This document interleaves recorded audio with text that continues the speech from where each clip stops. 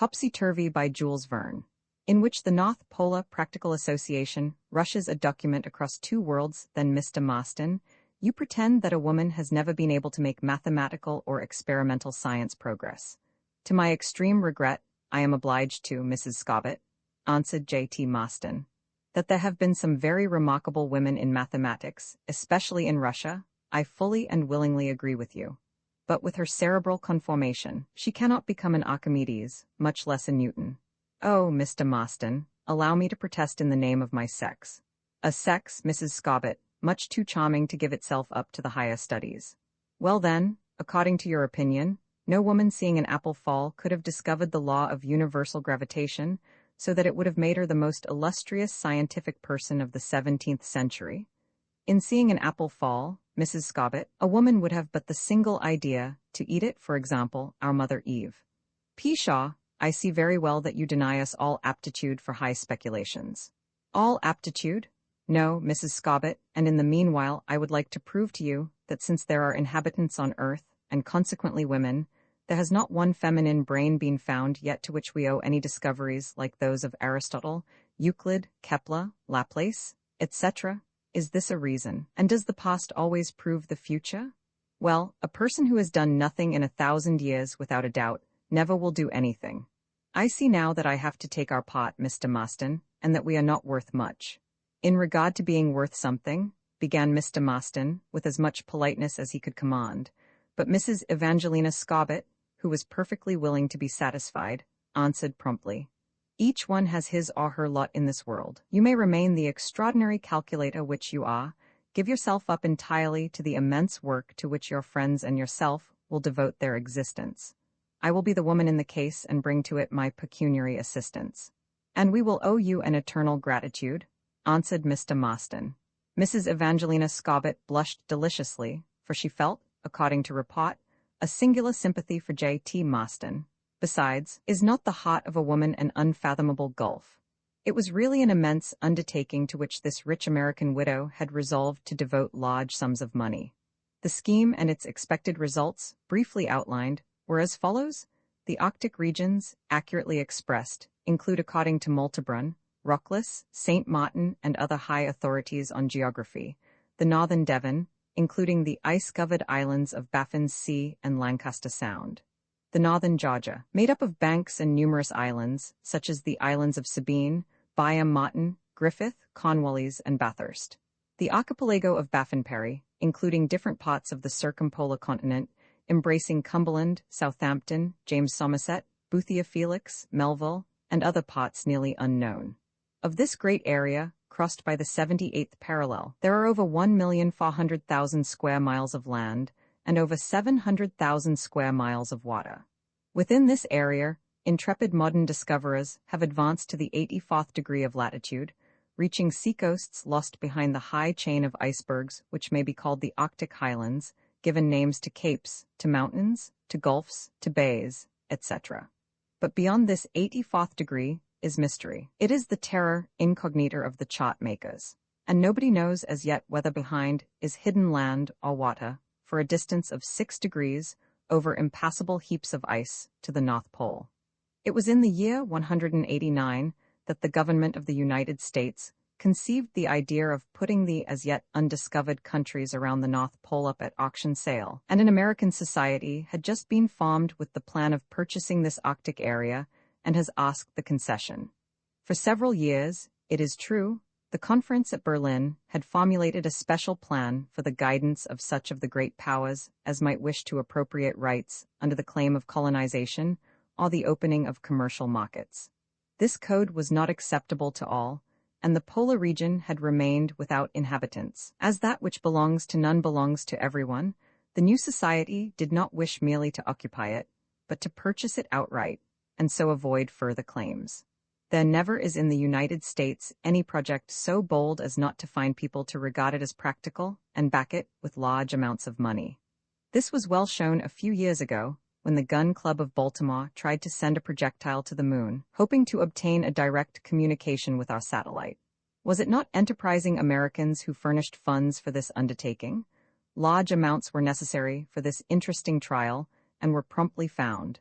And had it been realized, would we not have to thank the members of that club who had dared to take the risk of this superhuman experience? Should a Lesseps propose to dig a channel across Europe to Asia, from the banks of the Atlantic to the waters of China? Should a well sinker offer to bar from the curbstones to reach the beds of molten silicates, to bring a supply to your fireplaces? Should an enterprising electrician want to unite the scattered currents over the surface of the globe into one inexhaustible spring of heat and light? Should a bold engineer conceive the idea of putting the excess of summer temperature into large reservoirs for use during the winter in our then frigid zones? Should an anonymous society be founded to do any of 100 different similar things, there would be found Americans ready to head the subscription lists, and a regular stream of dollars would pour into the company safes as freely as the rivers of America flow into the ocean. It is natural to expect that opinions were very varied when the news spread that the Arctic region was going to be sold at auction for the benefit of the highest and final bidder, particularly when no public subscription list was started in view of this purchase, as the capital had all been secured beforehand. To use the Arctic region? Why, such an idea could only be found in the brain of a fool, was the general verdict. Nothing, however, was more serious than this project. A prospectus was sent to the papers of the two continents, to the European publications, to the African, Oceanic, Asiatic, and at the same time to the American journals. The American newspaper announcement read as follows: To the inhabitants of the globe, the Arctic region situated within the 84th degree could not heretofore have been sold at auction for the very excellent reason that it had not been discovered as of yet. The extreme points reached by navigators of different countries are the following: 82 degrees 5, reached by the English explorer Parry in July 1847, on the 28th meridian, west, to the north of Spitzberg. 83 degrees 08, reached by Markham, with the English expedition of Sir John George's Nares, in May 1867, on the 50th meridian, west, in the north of Grinnell Land. 83 degrees 5 latitude, reached by Lockwood and Brainard, of the American expedition under Lute. Greeley, in May 1882, on the 42nd meridian, west in the north of Nares Land. The property extending from the 84th parallel to the pole on a surface of 6 degrees must be considered an undivided domain among the different states of the globe, and not liable to be transformed into private property through a public auction sale. No one is compelled to live in this section, and the United States, relying on this non-ownership, has resolved to provide for the settlement and use of the domain. A company has been founded at Baltimore under the name of the North Polar Practical Association, representing officially the American Union. This company intends to purchase the said country according to the common law, which should then give them an absolute right of proprietorship to the continent, islands, inlets, waters, rivers, etc. In fact, of everything of which the Arctic region is composed. It is well understood by the law of nations that this title of proprietorship cannot be touched under any circumstances, no matter what shall happen.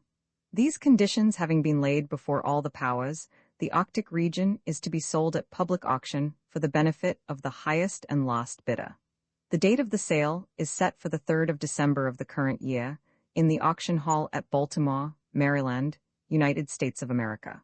Address for information, Mr. W. S. Foster, Temporary Agent for the North Polar Practical Association, 93 High Street, Baltimore. The reader may imagine how this communication was received by the public at large. Most people considered it as an absurd idea. Some only saw in it a sample of characteristic American humbug. Others thought that the proposition deserved to be fairly considered, and they pointed to the fact that the newly founded company did not in any way appeal to the public for pecuniary help, but was willing to do everything with its own capital. It was with its own money that it wanted to purchase the Arctic region. The promoters did not try to put gold, silver, and banknotes into their pockets and keep them for their own benefit. No, they only asked permission to pay for the land with their own money. Some people who claimed to know said that the company could have gone to work and taken possession of the country without any further ceremony, as it was their right as first occupants. But that is just where the difficulty came in, because until this time, the poles seemed to be forbidden ground to anyone. Therefore, in case the United States should give possession of the country, the company wanted a regular title to it, without trouble about the matter in the future. It was unjust to blame them in any way, as in such an affair too many precautions cannot be taken. Besides, the circular had a paragraph which provided for all future chances. This paragraph was capable of so many interpretations that the exact meaning of it could not be rendered even by those who studied it closely. It was stipulated that the right of proprietorship should not depend upon any chances or changes in the country, no matter whether these changes were in the position or climate of the country. What did this phrase mean? How could there ever be any changes in the geography or meteorology of a country like this one to be sold at auction? Evidently, said some shrewd ones, there must be something behind it. The commentators had free swing and exercised it with a will. One paper in Philadelphia published the following pleasant notice. Undoubtedly, the future purchases of the Arctic region have information that a hard stone comet will strike this world under such conditions that its blow will produce geographic and meteorologic changes, such as the purchases of the Arctic region will profit by. The idea of a blow with a hard stone planet was not accepted by serious people. In any case, it was not likely that the would-be purchasers would have been informed of such a coming event. Perhaps, said a New Orleans newspaper, the new company thinks the precession of the equinox will in time favor the conditions likely to lead to the utilization of this domain. And why not? Because this movement modifies the direction of the axis of our spheroid, observed another correspondent. Really? Answered the Scientific Review of Paris. As Edhema has predicted in his book on the ocean currents, the precession of the equinox, combined with the movement of the Earth's axis, will be such as to modify in a long period the average temperature of the different parts of the Earth and in the quantities of ice accumulated around the two poles. This is not certain, replied the Edinburgh Review, and besides, supposing that this would be the case, is not a lapse of 12,000 years necessary before Vega becomes our polar star in consequence of this movement, and the situation of the Arctic territory consequently changed in regard to its climate? Well, said the Copenhagen Dagblad, in 12,000 years it will be time to make preparations, and before that time risk nothing, not even a cent. It was possible that the Scientific Review was right with Edhema. It was also very probable that the North Polar Practical Association had never counted on this modification of climate due to the precession of the equinox. In fact, nobody had clearly discovered what this last paragraph in the circular meant nor what kind of change it had in view. Perhaps to know it, it would suffice to write to the secretary of the new society, or particularly its president. But the president was unknown as much as the secretary and all other members of the council. It was not even known where the document came from. It was brought to the offices of the New York newspapers by a certain William S. Foster, a codfish dealer of Baltimore, a member of the House of Audrinal and Co. Everything was so quiet and mysterious in the matter that the best reporters could not make out what it was all about. This North Polar Association had been so anonymous that it was impossible even to give it a definite name. If, however, the promoters of this speculation persisted in making their personnel an absolute mystery, their intention was clearly indicated by the document spread before the public of two worlds. Really, after all, the question was the purchase of that part of the Arctic regions bounded by the 84th degree, and of which the North Pole was the central point. Nothing very exact concerning this region was known. The modern discoverers who had been nearest to this parallel were Parry, Markham, Lockwood, and Brainard. In regard to the other navigators of the northern seas, they stopped far short of the above-mentioned point, such as Payers, in 1874, to 82 degrees 5 north of the land of Francis Joseph, of New Zembla, Lyra, in 1870, to 72 degrees 4 above Siberia, De Long in the Jeannette expedition, in 1879, to 78 degrees 5 around the islands which bear his name. Others went around New Siberia and Greenland to the end of the Cape Bismarck, but had not passed the 76th, 77th, or 78th degree of latitude. The North Polar Practical Association wanted then a country which had never been touched before by mankind or discoverers, and which was absolutely uninhabited. The length of this portion of the globe surrounded by the 84th degree, extending from the 84th to the 90th, making 6 degrees, which at 60 miles each make a radius of 360 miles and a diameter of 720 miles. The circumference, therefore, is 2,260 miles, and the surface 407 square miles. This is about the 10th part of the whole of Europe. A very desirable slice of land indeed. The document, as we have seen, also stated that these regions were not yet known geographically, belonged to no one and therefore belonged to everyone. But it could be foreseen that the adjoining states at least would consider these regions as the prolongation of their own possession towards the north, and would consequently claim the right of ownership. Their pretensions would have more justice than those of discoverers who operated upon the whole of the Arctic countries and made explorations only for the glory of their own nation. The federal government represented in the new society intended to make their rights valuable and to indemnify them for the price of their purchase. However, it was the partisans of the North Polar Practical Association did not announce. The proprietorship was clear, and nobody being compelled to live there could object to the auction sale of this vast domain. The countries whose rights were absolutely established as much as those of any countries could be were 6 in number: America, England, Russia, Denmark, Sweden, Norway, and Holland. Other countries could claim discoveries made by their mariners and their travelers. France could interfere because some of her children had taken part in the expeditions sent out to conquer the territories around the pole. Among the others, the courageous Bellot, who died in 1853 in the islands of Beechey during the Phoenix expedition sent in search of Sir John Franklin. Nor must one forget Dr. Octave Pavy, who died in 1884 near Cape Sabine while the Greely mission was at Fort Conger. And the expedition which, in 1838-39, had gone to the Sea of Spitzberg with Charles Marmier, Bravais, and his courageous companions, would it not be unfair to forget them? But despite all this, France did not care to interfere in this commercial rather than scientific matter, and she abandoned all her rights for a share of the polar pie. The same of Germany. It had sent since 1671 the Hamburg expedition of Frederick Martens to the Spitzbergen, and in 1869 and 70 the expeditions of the Germania and of the Hansa, commanded by Koldewey and Hegeman, which went as far as Cape Bismarck by going along the coast of Greenland. But even if they had made so many brilliant discoveries, they did not care to add a piece of the polar empire to that of Germany. The same was true with Austria, which was already possessor of the land of Francis Joseph, situated north of Siberia. In regard to Italy having no right to interfere, she did not interfere at all, which is as strange as it is true.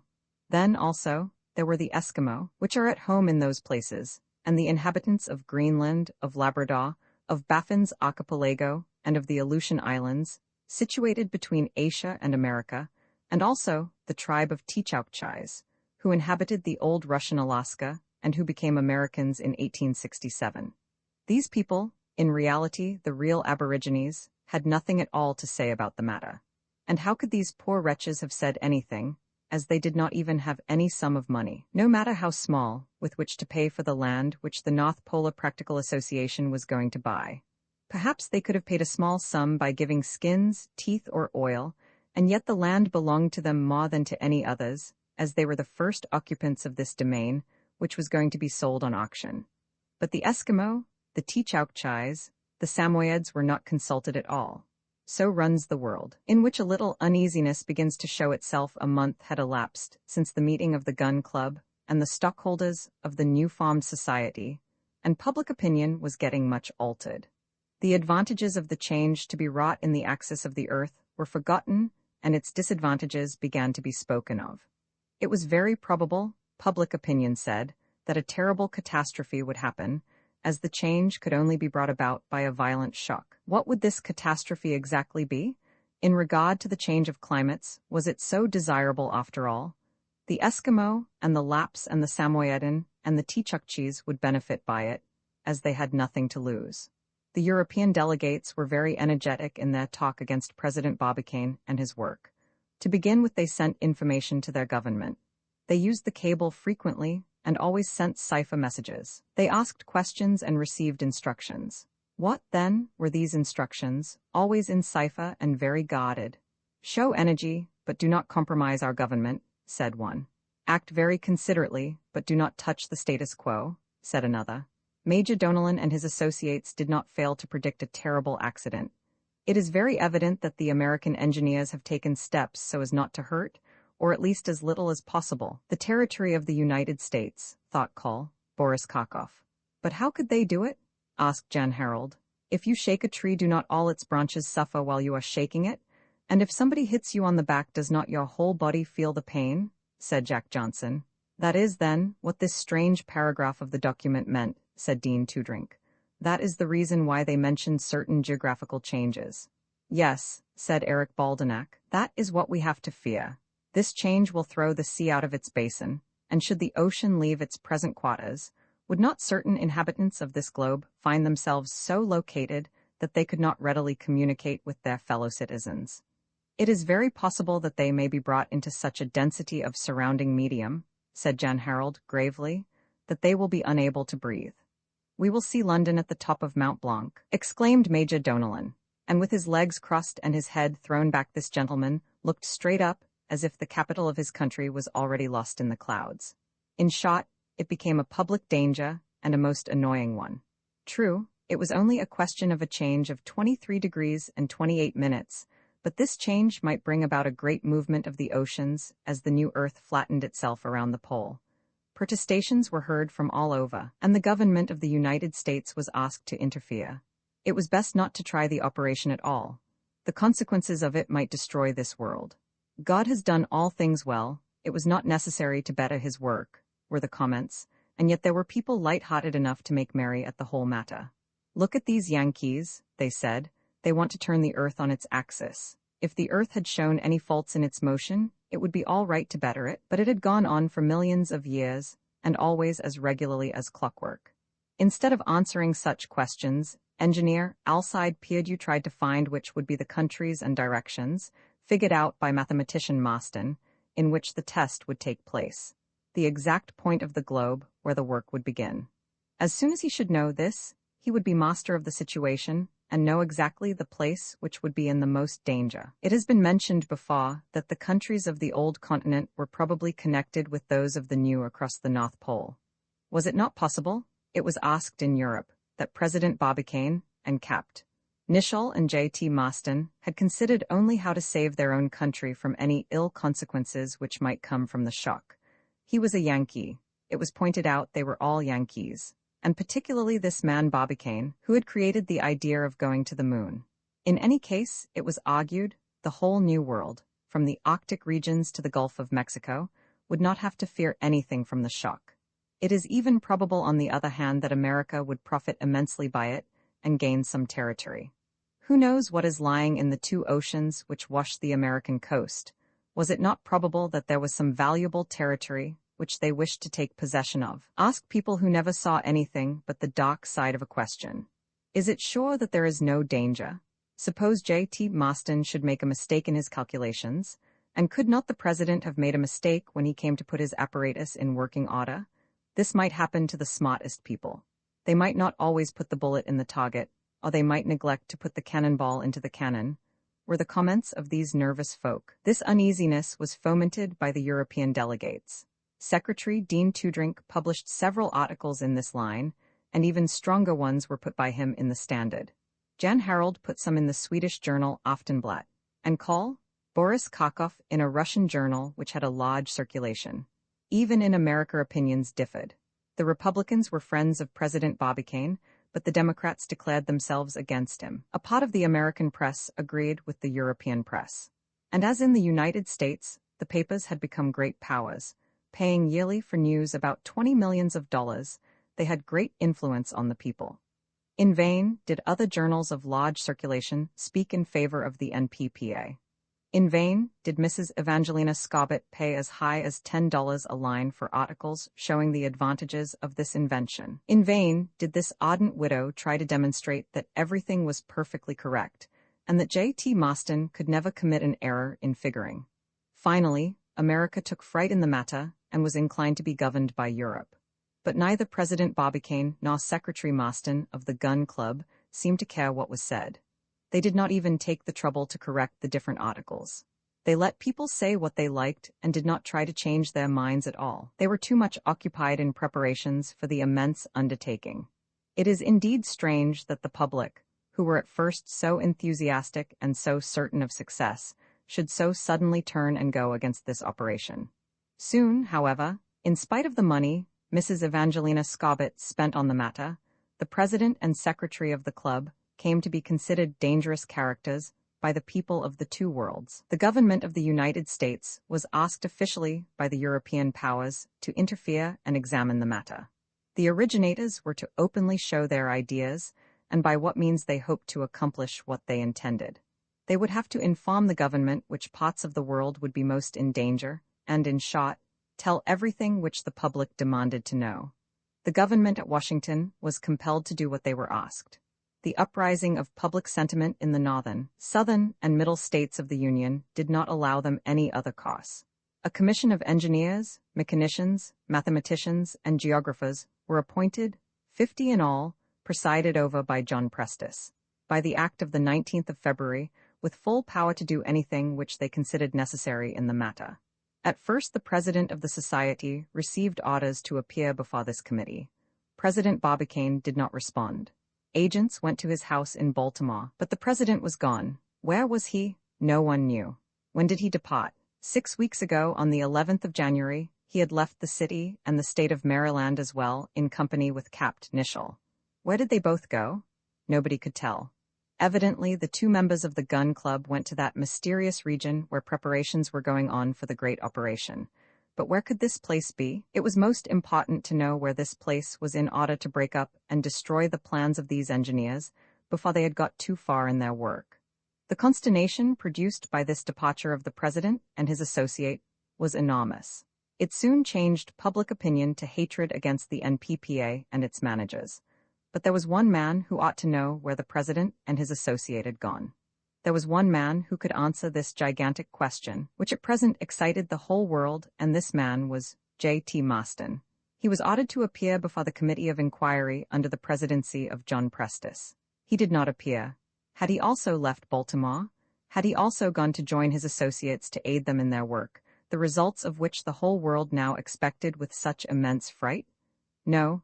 J.T. Maston was living still in his ballistic cottage at No. 179 Franklin Street, working all the time and already beginning new calculations, only interrupting his work when he wanted to spend a social evening with Mrs. Evangelina Scobbit at her magnificent residence at New Park. An agent was sent to him by the president of the inquiry committee with orders to bring him to their meeting. The agent arrived at the cottage, knocked at the door, and introduced himself.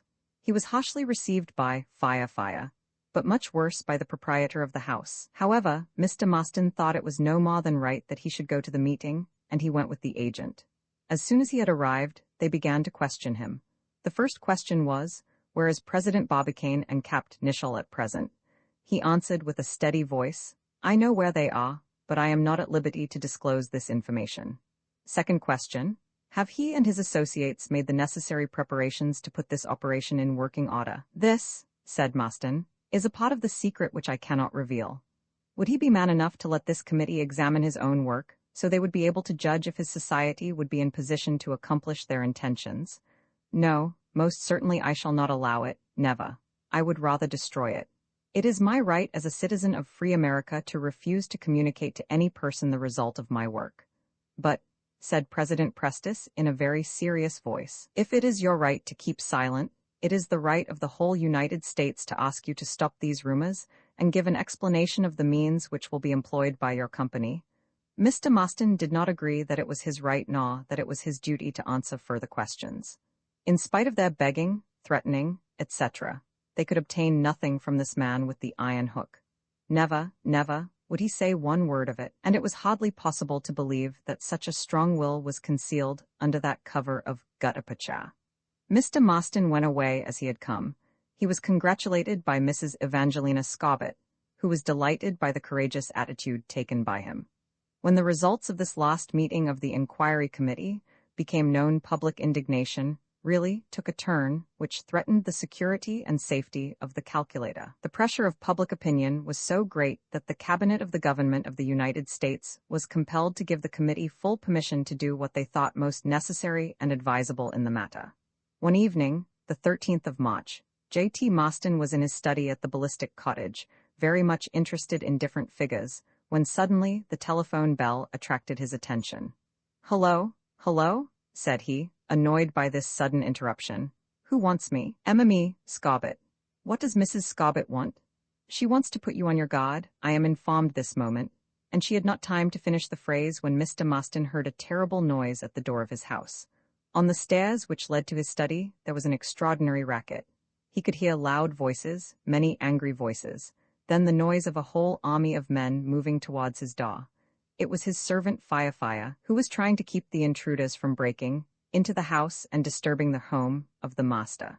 A moment afterwards, the door was violently opened, and a policeman appeared, followed by several others. This policeman had a warrant to make a visit to the house, and to take possession of all papers, and also of J.T. Marston himself. The angry secretary of the gun club reached for his revolver, and would have certainly defended himself had he not been suddenly disarmed. He was held by officers, and all his papers were put in a bundle. Suddenly he made a bold effort, freed himself, grabbed his notebook, out of which he tore the last page and began to chew it very quickly. "Now you can take it," said he, "for it will be no good to you." An hour afterwards he was a prisoner in the jail of Baltimore. This was undoubtedly the best that could happen to him, as it was extremely dangerous for him to be at liberty due to the then excited state of the public mind. What was found in the notebook of J.T. Marston, and what it no longer contained, the notebook, which was taken possession of by the police, had 30 pages covered with formulae and figures, including all the calculations of J.T. Marston. It was a work of the higher mathematics, which could only be appreciated by the highest mathematicians. The following formula, which was also to be found in the calculation of round the moon, held a prominent place in these calculations. The majority of people could not understand anything of what was written in the notebook, but it would have given satisfaction to give out the results, which everyone expected with so much curiosity. And so it was that all the newspapers, and the inquiry committee as well, tried to read the formulae of this celebrated calculator. In the work of Mr. Marston were found some problems correctly executed, others half-solved, etc. The calculations had been made with great exactness, and of course the inquiry committee supposed that they were absolutely correct. If the plan was carried out fully, it was seen that without a doubt, the Earth's axis would be greatly changed, and that the terrible disasters which were predicted would take place with full force. The reports made by the inquiry committee to the different newspapers ran as follows. The idea followed by the Administrative Council of the NPPA, and the object of which is to substitute a new axis for the old one, is to be carried out by means of the recoil of a piece of ordnance fixed at a certain point of the earth. If the barrel of this device is immovably fixed to the ground, it is not at all doubtful that it will communicate its shock over our whole planet. The engine adopted by the engineers of the society is then nothing else but a monster cannon, the effect of shooting which would be absolutely nothing if it were pointed vertically. To produce its highest effect, it is necessary to point it horizontally towards the north or south, and it is this last direction which has been chosen by Barbicane and Co. Under these conditions, the recoil will produce a movement of the Earth towards the north, a movement similar to that of one billiard ball touched very slightly by another. This was really just what the clever Alcide Pierdeux had predicted. As soon as the cannon has been fired off, the center line of the Earth would be displaced in a parallel direction to that of the recoil. This would change the direction of the orbit somewhat, and consequently the duration of the year, but in such a mild way that it must be considered as absolutely free from bad results. At the same time, the Earth takes a new movement of rotation around an axis in the plane of the equator, and the daily rotation will then be accomplished indefinitely upon this new axis, as if no daily movement had existed previous to the shock. At present this movement is made around the lines of the poles, and in combination with the accessory force produced by the recoil there was created a new axis, the pole of which moves from the present to the amount of a quantity called x. In other words, if the cannon is fired at the moment when the vernal equinox, one of the intersections of the equator and the ecliptic, is at the nadir of the point of shooting, and if the recoil is sufficiently strong to displace the old pole 23 degrees, 28 minutes, the new axis becomes perpendicular to the direction of the Earth's orbit, the same as it is for the planet Jupiter. What the consequences were expected to be we already know, as President Barbicane had indicated them at the meeting of the 22nd of December. But, given the mass of the Earth and the quantity of momentum which she possesses, is it possible to conceive a piece of ordnance so strong that its recoil will be able to produce a modification in the actual direction of the real pole, and especially to the extent of 23 degrees, 28 minutes?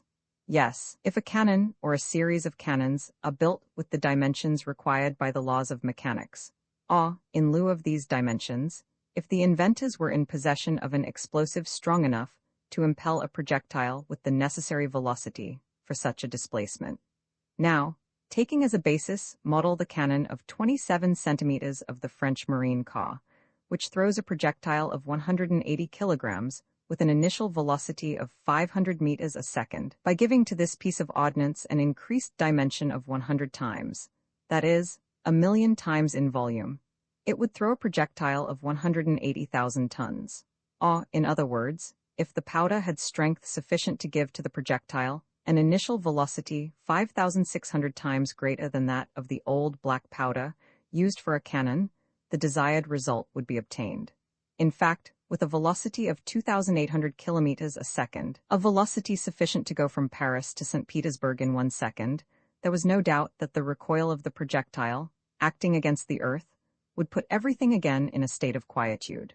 Well, extraordinary as it may appear, J.T. Maston and his associates had in their possession exactly this explosive, of a nearly unlimited power, and of which the gunpowder used to throw the ball of the Columbiad towards the moon gave but a faint idea. It was capped. Nicholl who had discovered it. The substances which entered into its composition were only imperfectly entered in the notebook of Mr. Maston, and he merely named it melimlonite. All that was known was that it was formed by the reaction of a melimlo of organic substances and azotic acids. No matter what the explosive was, with the power which it possessed, it was more than sufficient to throw a projectile weighing 180,000 tons outside of the Earth's attraction, and it was evident that the recoil which it would produce to the cannon would have the effect of changing the axis, displacing the North Pole 23 degrees and 28 minutes, bringing the new axis in the direction of the ecliptic, and, as a consequence of this, effecting all the changes so justly dreaded by the inhabitants of the earth. However, there was one chance for humanity to escape the consequences of this trial, which was to provoke such revulsions in the geographical and climatic conditions of the globe. Was it possible to build a cannon of such dimensions that it was to be 1,000,000 times greater in volume than the one of 27 centimeters? It was doubtful. That was just the point and one of the reasons for thinking the attempt of Barbicane and Co. would not succeed.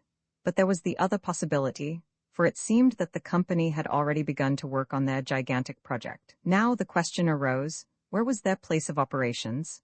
No one knew, and consequently it was impossible to overtake these audacious operations.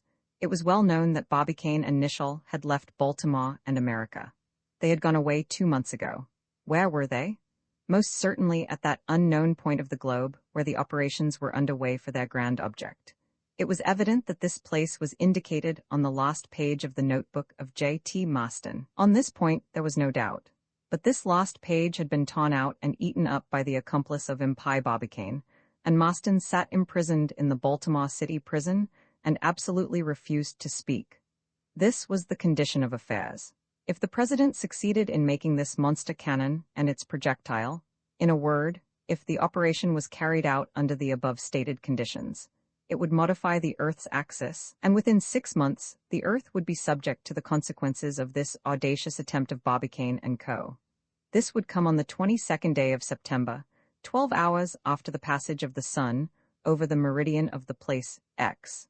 The facts that were known were that the shooting would be done with a cannon 1,000,000 times larger than the cannon of 27 centimeters, that the cannon would be loaded with a projectile of 180,000 tons, that the projectile would be animated with a velocity of 2,800 kilometers, that the shooting would take place on the 22nd of September, 12 hours after the passage of the Sun over the meridian of the place X. Was it possible to deduce, under these facts, where was the spot X, where the operation was to take place? Evidently not, said the inquiry committee. There was nothing by which to calculate where the point X was, as nothing in the calculations of Mr. Maston indicated through which point of the globe the new axis was to pass, or, in other words, on which part of the present Earth the new poles would be situated. Therefore, it would be impossible to know which would be the elevated and submerged countries, due to the changed surface of the ocean, or which parts of the Earth would be transformed into water, and where water would be transformed into land. It was evident that the maximum change in the ocean surface would be 8.415 meters, and that in certain points of the globe various areas would be lowered and raised to this amount. All, however, depended upon the location of the point X, or where the shooting was to take place. In other words, X was the secret of the promoter of this uncertain affair. "We have," said the committee, "only to mention again that the inhabitants of the world, no matter in what part of it they are living, are directly interested in knowing this secret, as they are all directly threatened by the actions of Barbicane and Co. Therefore all the inhabitants of Europe, Africa, Asia, America, and Australia are advised to watch all gun foundries, powder factories, etc., which are situated in their territory, and to note the presence of all strangers whose arrival may appear suspicious, and to advise the inquiry committee at Baltimore by wire immediately. Heaven grant that this news may arrive before the 22nd of September of the present year, as that date threatens to disturb the order established since the creation in our earthly system, in which J.T. Maston heroically continues to be silent. According to a former story, a gun was to be employed to throw the projectile from the Earth to the Moon. Now the gun was to be employed to change the Earth's axis. The cannon, always the cannon. These gunners of the gun club had nothing else in their heads but the cannon. They had a real craze for the cannon. Was this brutal engine again threatening the universe? Yes, we are sorry to confess it. It was a cannon which was uppermost in the mind of President Barbicane and his associates. After the Columbiad of Florida, they had gone on to the monster cannon of the place X. We may almost hear them shout with a loud voice, "Take aim at the moon. First act, fire. Change the axis of the earth. Second act, fire." And the wish which the whole world had for them was, to hell. Third act, fire. And really, their scheme justified the popular opinion. As it was, the publication of this last report of the committee in the newspapers produced an effect of which one can scarcely form an ideal. The operation to be tried by President Barbicane and Capt. Nicholl, it was very clear, was going to bring about one of the most disastrous interruptions in the daily routine of the earth. Everybody understood what the consequences of it would be. Therefore the experiment of Barbicane and Co. was generally cursed, denounced, etc. In the old as well as in the new world, the members of the NPPA had at the time only enemies. If there were indeed a few friends left to them among their cranky American admirers, they were very few. Regarding only their personal security, President Barbicane and Capt. Nicholl had acted wisely in leaving Baltimore and America. It was safe to believe that some accident had happened to them. They could not without divine punishment threaten 1,400 million inhabitants by a change wrought in the habitability of the earth. But how was it possible that the two leaders of the gun club had disappeared without leaving any trace behind them?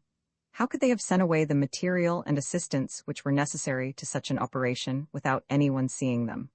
100 railroad cars, if it was by rail, 100 vessels, if it was by water, would not have been more than sufficient to transport the loads of metal of coal and of melimelonite. It was entirely incomprehensible how this departure could have been made incognito. However, it was done.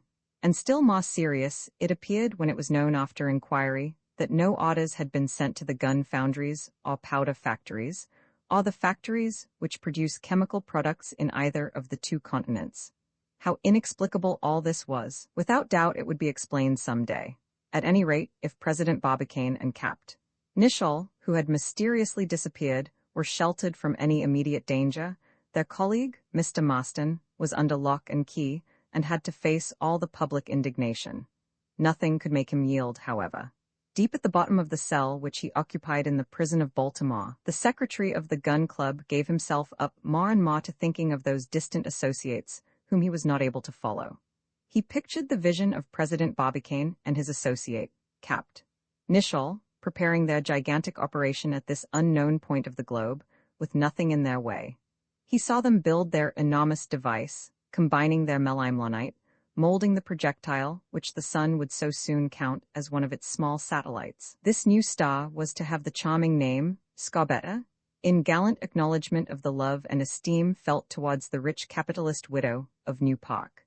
J.T. Maston calculated the days which would elapse before the one on which the gun would be fired. It was already the beginning of April. In 2 months and a half, the meridian star, after having stopped on the Tropic of Cancer, would go back towards the Tropic of Capricorn. 3 months later, it would traverse the equatorial line at the fall equinox. And then these seasons, which have appeared annually for millions of years, and which have changed so regularly, will be brought to an end. For the last time in 189, the sphere would have submitted to this succession of days and nights. Truly, this was a magnificent work, superhuman, even divine. J.T. Maston forgot the Arctic region and the exploration of the coal mines around the pole, and he only saw, in his mind's eye, the cosmographic consequences of the operation. The principal object of the association was now to make those changes and displacements which were to remodel the face of the earth. But that was just the point. Did the earth wish to change her face at all? Was she not still young and charming with the one which God had given her at the first hour of her creation? Alone and defenseless in his prison cell, nothing could induce Mr. Maston to speak about the matter, no matter what plan was tried. The members of the inquiry committee urged him daily to speak, and visited him daily, but they could obtain nothing. It was about this time that John Prestis had the idea of using an influence which might possibly succeed, and this was the aid of Mrs. Evangelina Scobbit.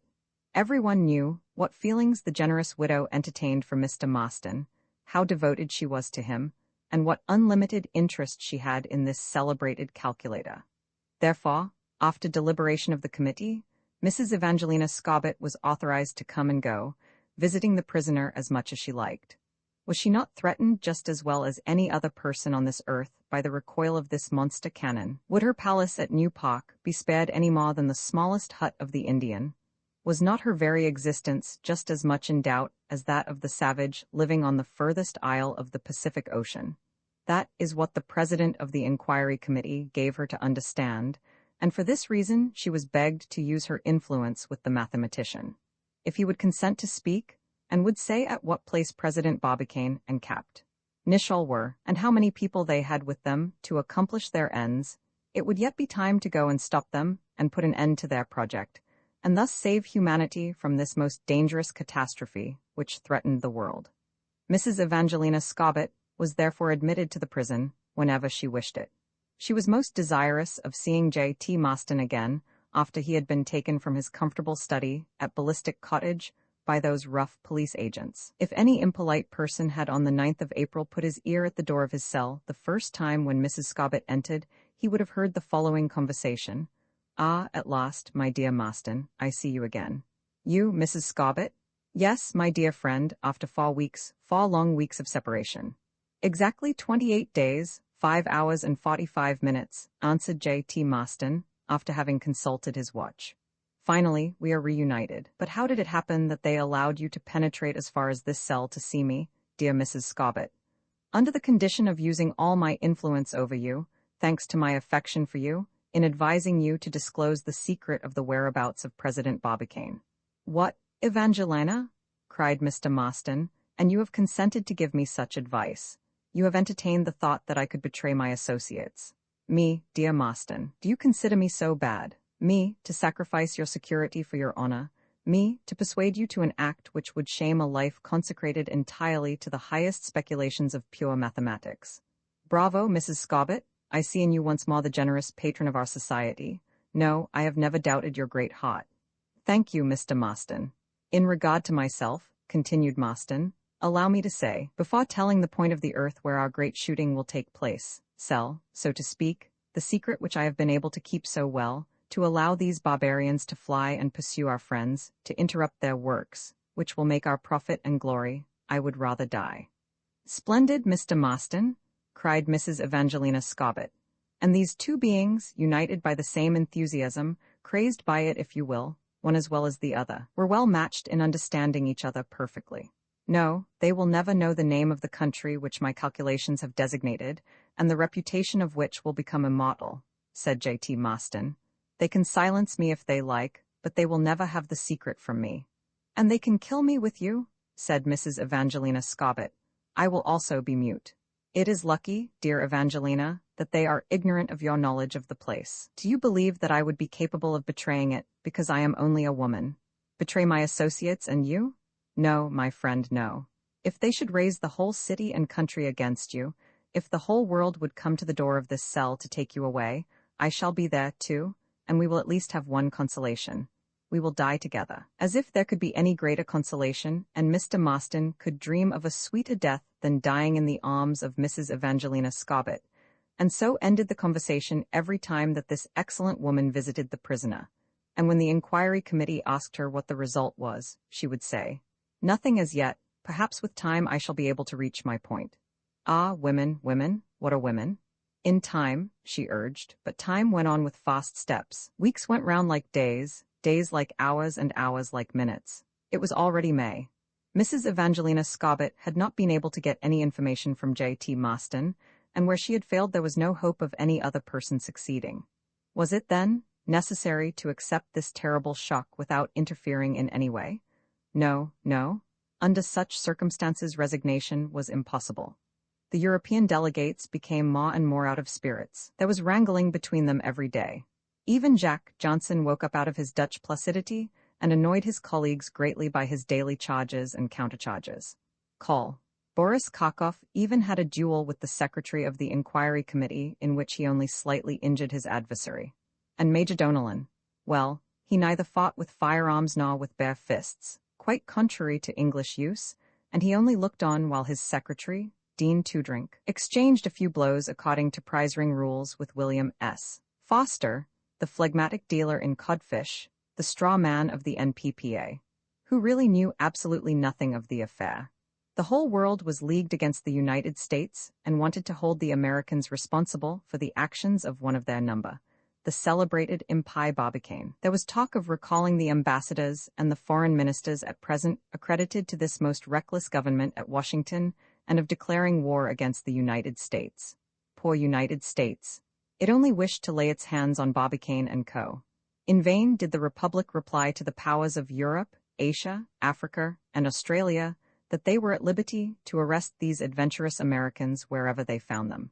Nobody would listen patiently to such talk. And so, far away, President Barbicane and his associate were occupied in preparing their great operation. As nothing could be found of them, the foreign countries began to say, "You have their accomplice. Now it is sure that Mr. Marston knows where these people are and what they are doing. Make him speak, this man, Mr. Marston.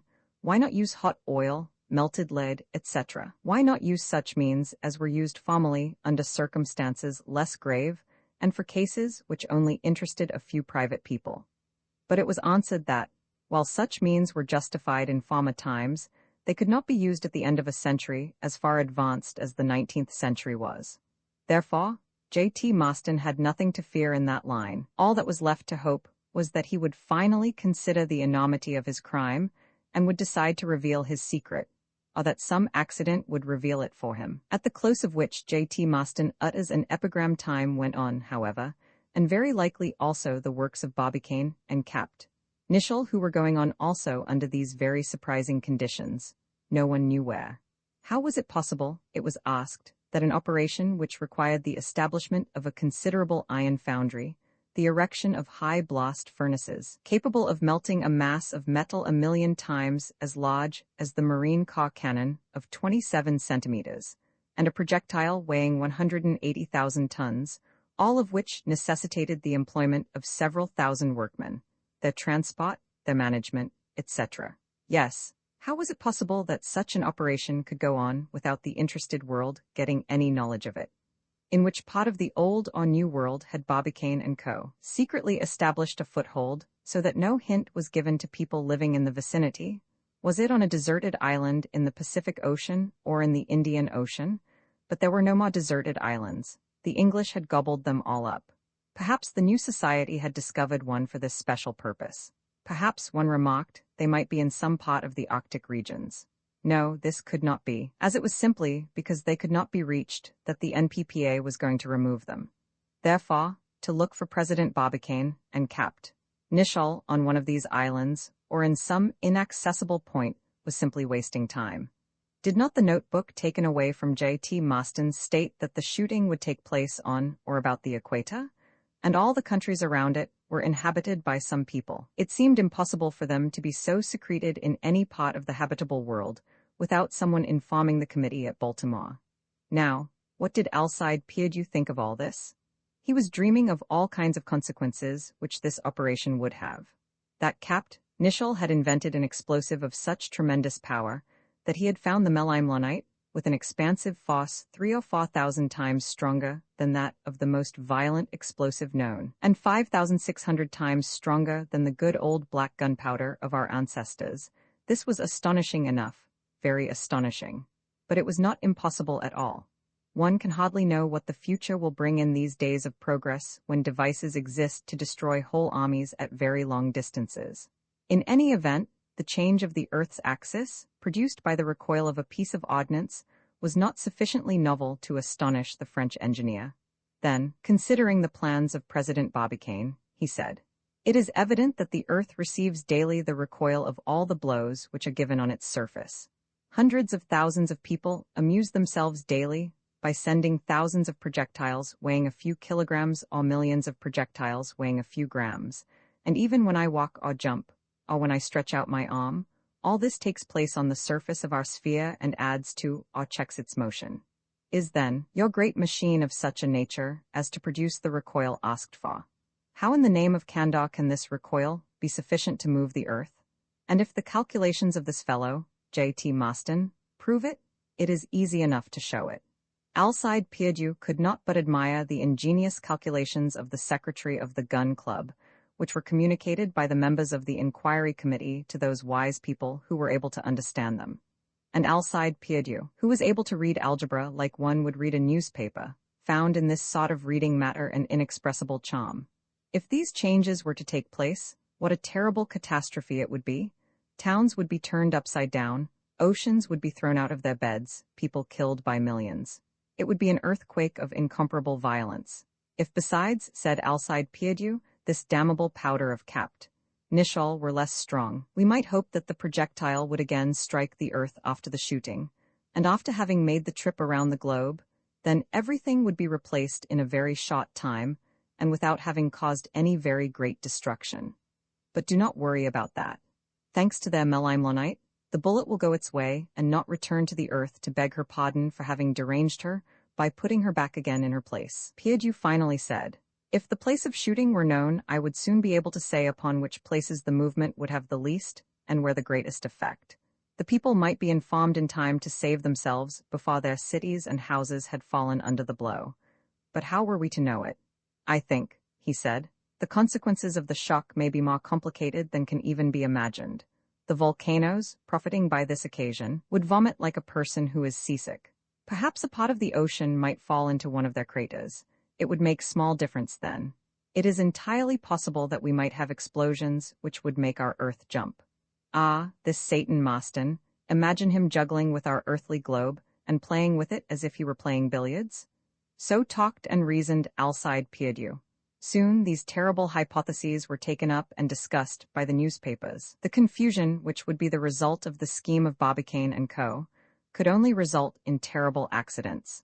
And so it happened that the nearer the day came the greater the fright which took possession of the bravest people.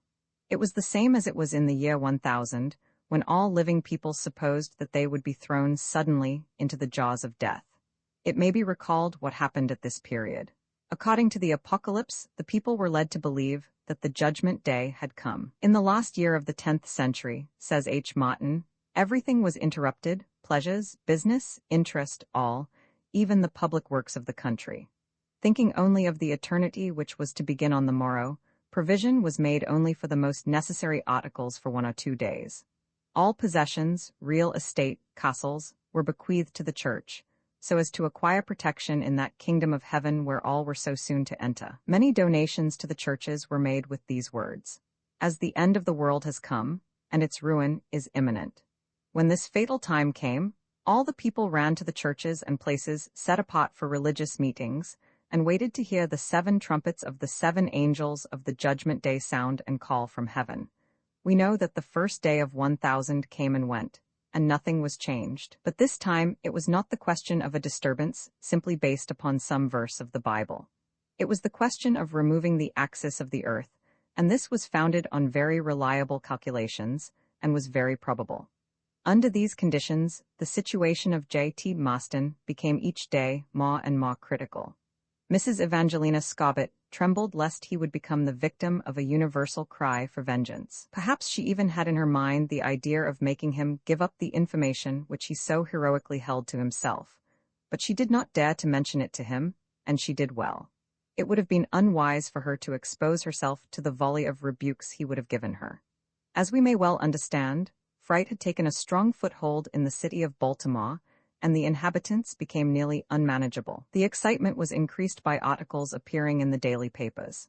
In any case, if J.T. Maston had been found among the crowd of people, his fate would have been soon settled. He would have been given to the wild beast, but he was content and said, "I am ready for it." No matter what happened, J.T. Maston refused to make known the situation of the X, knowing very well that if he should unveil the secret President Barbicane and Capt. Nicholl would be unable to finish their work. It was an interesting struggle, this fight of one man against the whole world. It only made J.T. Maston a grander and better man in the eyes of Evangelina Scobbit, and also in the opinion of his associates of the Gun Club. The secretary of the Gun Club became such a celebrated person that he began to receive letters, as all criminals do, from people who wished to have a few lines from the hand which was going to turn the world over. But even if this was all very nice, it became every day more and more dangerous for our secretary. The population hung day and night around the prison, with great noise and great tumult. The enraged crowd wanted to lynch J.T. Maston. The police saw the moment would come when they would be unable to defend the prison, and the prisoner J.T. Maston, being desirous of giving satisfaction and information to the American people, as well as to the people of other countries, the government at Washington decided to put J.T. Maston before a court of justice.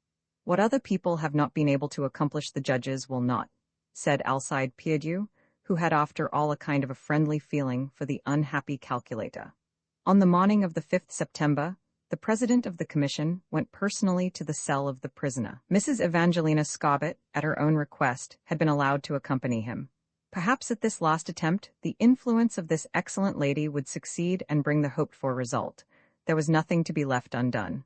All means possible were to be used to make this last attempt successful. If it was not, well, we will see. Yes, we will see. What we would see is the hanging of this brute Maston, said the people, and the event would have come off in all its horror if the people could have it their way. So it happened that at 11 o'clock, J.T. Maston was ushered into the presence of Mrs. Evangelina Scobbit and John Prestis, president of the Inquiry Committee. The opening was a very simple one. The conversation consisted of the following questions and answers, very rapid on one side and very quiet on the other. And even under these circumstances, the calm, quiet speaker was J.T. Maston. "For the last time will you answer?" asked John Prestis. "Answer what?" ironically observed the secretary of the Gun Club. "Answer the question, where is the place in which your associate Barbicane is at present? I have told it to you 100 times. Repeat it for the 101st time. He is where the shooting will take place. Where will the shooting take place? Where my associate Barbicane is. Have a care, J.T. Maston. For what? For the consequences of your refusal to answer, the result of which will be to prevent you from learning that which you should not know, what we have the right to know. That is not my opinion. We will bring you before the court. Go ahead, and the jury will condemn you. What care I? And as soon as judgment is rendered, it will be executed." "All right. Dear Maston," ventured Mrs. Evangelina Scobbit, whose heart nearly broke on account of these terrible threats. "What? You, madam?" said J.T. Maston. She hung her head and was silent. "And do you want to know what this judgment will be?" "If you wish to tell it," said J.T. Maston, "that you will suffer capital punishment as you deserve." "Really? That you will be hanged as sure, sir, as 2 and 2 make 4. "Then, sir, I have yet a chance," said J.T. Maston, reflectingly. "If you were a little better mathematician, you would not say that 2 and 2 are 4. You simply prove that all mathematicians have been fools until today in affirming that the sum of 2 numbers is equal to one of their parts. That is, 2 and 2 are exactly 4. "Sir?" cried the president, absolutely puzzled. "Well," said J.T. Maston, "if you would say, as sure as 1 and 1 are 2, all right. That is absolutely evident because that is no longer a theorem. This is a definition."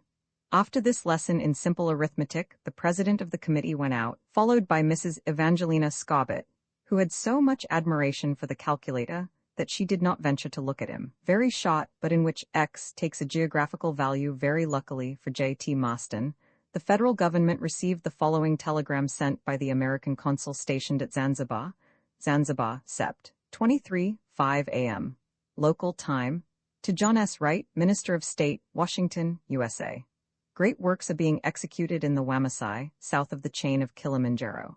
For 8 months President Barbicane and Capt. Nicholl have been established there with a great number of black help under the authority of Sultan Bali Bali.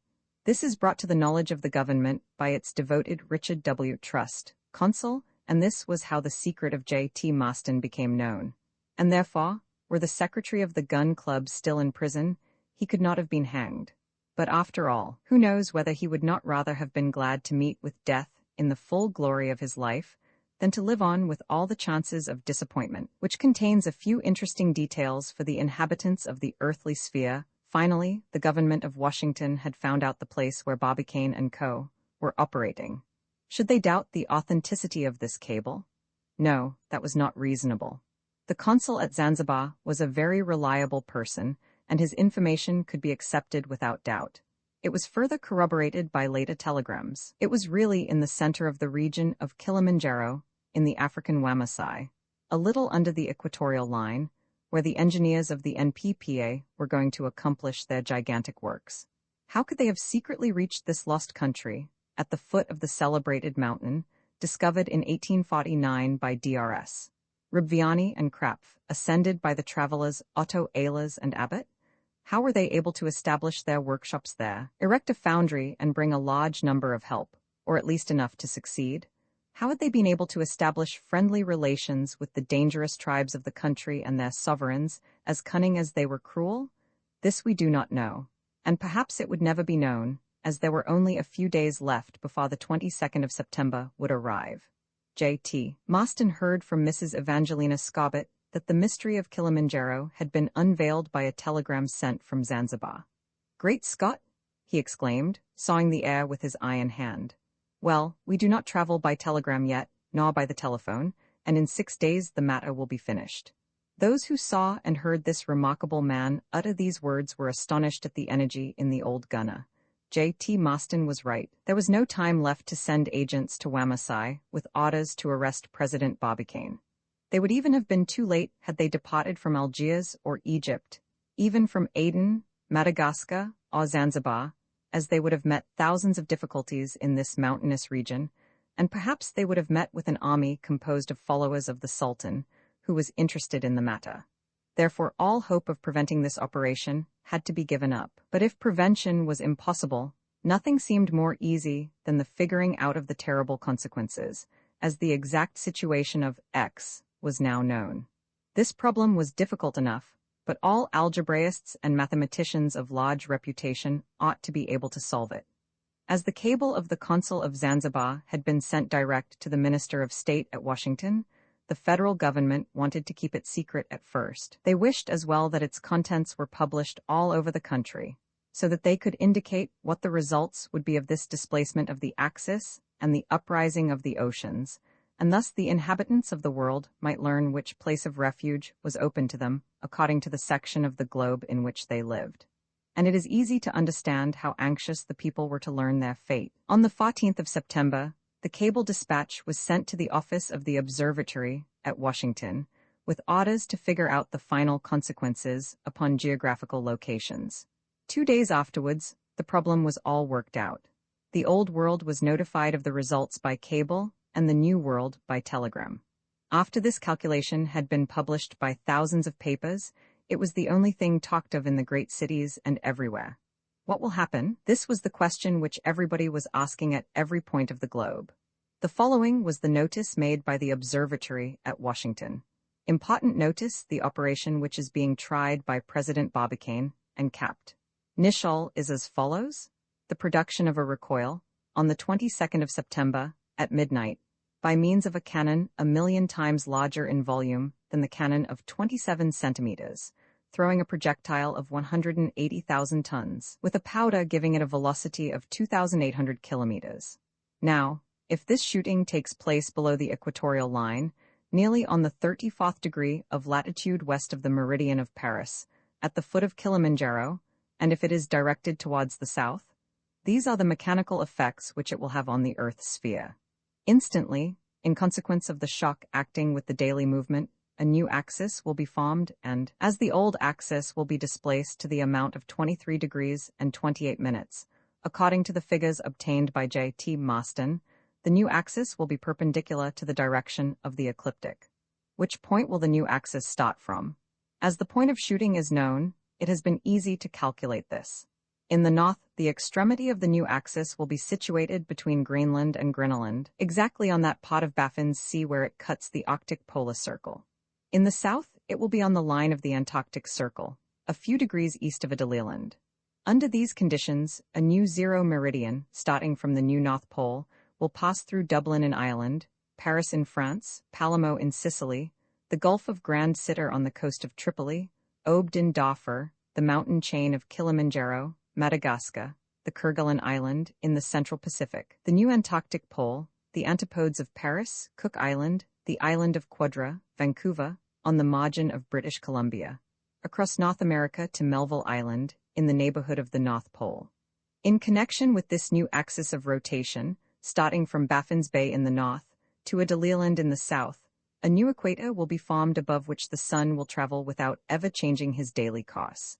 The equinoctial line will cross the Kilimanjaro, at Wamasai, the Indian Ocean, Goa and Chicacola, a little below Calcutta in India, Mandalay in the Kingdom of Siam, Kesho in Tonquin, Hong Kong in China, Reser Island, Marshall Island, Gaspar Rico, Walker Island in the Pacific, the Cordilleras in the Argentine Republic, Rio de Janeiro in Brazil, the islands of Trinity and St. Helena in the Atlantic Ocean, St. Paul de Londo on the Congo, and finally it will meet again in the territories of Wamasai, back of Kilimanjaro. This new equator being thus determined by the creation of the new axis, it became possible to calculate the changes of the ocean tides, which was so important for the security of the inhabitants of the earth. It is just to observe that the directors of the North Polar Practical Association had taken measure to weaken the shock as much as possible. If the shooting had been towards the north, the consequences of it would have been much more disastrous for the more civilized parts of the earth. On the other hand, shooting towards the south, the consequences would only be felt most in parts less populated and less civilized. The careful calculations made showed how the waters would be distributed when thrown out of their beds by the flattening of the sphere around the new poles. The globe would be divided by two great circles, intersecting in a right angle at Kilimanjaro and at its antipodes in the equinoctial ocean. This would form 4 sections, 2 in the north and 2 in the south, separated by the lines upon which the ocean upheaval would be 0. In the northern hemisphere, the first section west of Kilimanjaro would take in Africa from the Congo to Egypt, Europe from Turkey to Greenland, America from English Columbia to Peru, and from Brazil as high as San Salvador, and finally the whole northern Atlantic Ocean and the largest part of the temperate Atlantic zone. The second section, east of Kilimanjaro, would include the greater part of Europe, from the Black Sea to Sweden, European and Asiatic Russia, Arabia, nearly the whole of India, Persia, Baluchistan, Afghanistan, Turkestan, the Celestial Empire, Mongolia, Japan, Korea, the Black Sea, the Caspian Sea, the greater part of the Pacific Ocean, the territories of Alaska in North America, and also the polar region which belonged to the American Society, North Polar Practical Association. The southern hemisphere would embrace the third section east of Kilimanjaro, which would include Madagascar, the islands of Marion, Kerguelen, Maurice, Reunion, and all the islands of the Indian Ocean, the Antarctic Ocean as far as the New Pole. Half the island of Malacca, Java, Sumatra, Borneo, the islands of Sonde, the Philippines, Australia, New Zealand, New Guinea, New Caledonia, all the northern parts of the Pacific and its numerous archipelagos, nearly up to the 160th meridian.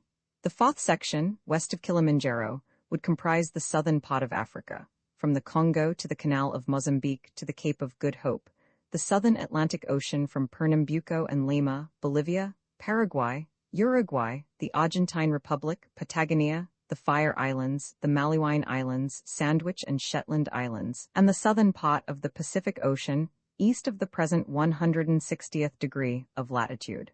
These would be the 4 sections, separated by the line of 0 in calculating the sea level changes. Now, The question was to indicate the effects produced on the surface of the far sections in consequence of the displacement of the oceans. Upon each of these sections, there was a central point on which the effect would be at a maximum, either by the oceans rising up or by the waters retiring entirely. The calculations of J.T. Maston had established without a doubt that at each of these maxima points, the greatest height obtained would be 8.415 meters. It was therefore certain that the consequences would be most severe against the security of those points through the operation carried out by Barbicane and Co. The two effects may be considered separate in their action. In two of the sections situated opposite each other, in the northern hemisphere, and in the southern as well, the oceans would retreat and invade the two other sections, opposing each other in each of the two hemispheres. In the first section, the Atlantic Ocean would be nearly entirely emptied, and the maximum point of depression being nearly at the region of Bermuda, where the ground would appear, if the depth of the ocean was inferior at that point to 8.415 meters. Consequently, between Europe and America, vast territories would be discovered which the United States, England, France, Spain, and Portugal could claim according to the geographical situation, as these powers might wish to do. It must be observed that in consequence of the falling of the oceans, the air will also fall equally as much. Therefore, the barometric pressure of Europe and that of America will be modified to such an extent that cities, situated even 20 or 30 degrees from the maxima points, would only have the quantity of air which is now actually found in a height of 1 league in the atmosphere. The principal cities, such as New York, Philadelphia, Charleston, Panama, Lisbon, Madrid, Paris, London, Edinburgh, Dublin, Cairo, Constantinople, Danzig, Stockholm, on one side, and the cities corresponding in latitude on the other side, would keep their normal position with regard to the general level of the air. In regard to Bermuda, air would be missing there the same as it would be wanting to aeronauts who go higher than 8,000 meters. Therefore, it would be impossible to live there. The same effect would obtain in the opposite section, which would contain the Indian Ocean, Australia, and a part of the Pacific Ocean, which would be thrown partly on the southern seacoasts of Australia. The air into which they would be thrown would be very clear, there was no doubt on that point, but it would not be dense enough for human wants. These in general were a part of the modifications which would take place in the two sections in which the oceans would be more or less emptied. There would undoubtedly appear new islands and mountains in such parts as the water did not entirely abandon. But if the diminution of the thickness of the air did not bring enough inconveniences to those parts of the new continents raised to the high zones of the atmosphere, what was to be the case of those parts which the eruption of waters put below the surface? We may still breathe under the diminished pressure of air below the atmospheric pressure. On the contrary, under a very few inches of water, we cannot breathe at all, and this was the condition in which the other two sections found themselves. In the section northwest of Kilimanjaro, the maximum point would be at Yakutsk in Siberia. From this city submerged 8.415 meters under the water, less its present actual altitude, the liquid mass, decreasing, would extend to the neutral lines, drowning the greater part of Asiatic Russia and of India, of China, of Japan, and of American Alaska, to the Bering Sea. In regard to St. Petersburg and Moscow on one side, and Calcutta, Bangkok, Saigon, Peking, Hong Kong, and Edo on the other side, these cities would disappear under a cover of water sufficient to drown all Russians, Hindus, Siamese, Cochin Chinese, Chinese and Japanese, if they did not have time to emigrate before the catastrophe. In the section southeast of Kilimanjaro, the disasters would be equally marked. This section is in a great part covered by the Atlantic and Pacific Oceans, the level of which would raise 8.415 meters at the archipelagos of the Azores. All this vast area would disappear under this artificial deluge, among others the angle of southern Africa from Guinea and Kilimanjaro to the Cape of Good Hope, and the triangle of South America formed by Peru, central Brazil, Chile, and the Argentine Republic, as far as Terra del Fuego and Cape Horn. The Patagonians, high as they are located, would not escape this immersion, and would not even have opportunity of taking refuge on that part of the Andes, as the highest points of that range would not be visible at all in this part of the globe. This, then, must be the result, the lowering of the upper and raising of the lower sections, and an entirely new surface to the oceans, produced by the coruscations in the surface of the Earth's sphere. Such were the happenings which would result, and against which the people of this world had no help if they could not promptly stop Barbicane and Co. in their criminal attempt, in which a crowd of dissatisfied people break into the cell of J.T. Maston. After this public notice, there was nothing left but to wait for the coming danger, or to run away to the neutral lines, where there would be no danger. The threatened people were, in general, divided into two classes, the people who would be suffocated and those who would be drowned. This communication roused many different suggestions, which, however, all turned into the strongest and most violent protestations against the schema and schemas. Among those who would suffocate were the Americans in the United States, the Europeans of France, England, Spain, etc. Even the prospect of annexing territories now at the bottom of the ocean was not sufficient to make them quietly accept these changes. Paris, carried towards the new pole a distance about equal to that which separates it now from the old one, would gain nothing by it. It would have a continued spring, it is true, but it would lose considerable air. And this was not satisfactory to the Parisians, who liked to have as much air as possible, and boulevard property and cafés went begging. Among those who would be drowned were the inhabitants of South America, of Australia, Canada, India, Zealand, etc. Great Britain would suffer the loss of her richest colonies, which Barbicane and Co. would take away from her through their operation. Evidently the Gulf of Mexico would constitute a vast kingdom of the Antilles, of which the Yankees and Mexicans could claim possession by the principles of the Monroe Doctrine. The islands of the Philippines, Celebes and the water around them would leave vast territories of which the English and Spanish people could take possession. It is a vain compensation. It did not at all balance the loss due to the terrible flood. If under the new oceans only Samoyedans, Lapons of Siberia, Fugans, Patagonians, even Tatars, Chinese, Japanese, or a few Argentines, would suffer and be lost, perhaps the civilized powers would have accepted this sacrifice complacently. But too many powers took part in the great catastrophe not to raise a torrent of protest. And what especially concerned Europe was, that although the central part of it would be nearly intact, it would be raised in the west and lowered in the east, half suffocated on one side and half drowned on the other. This was not very acceptable.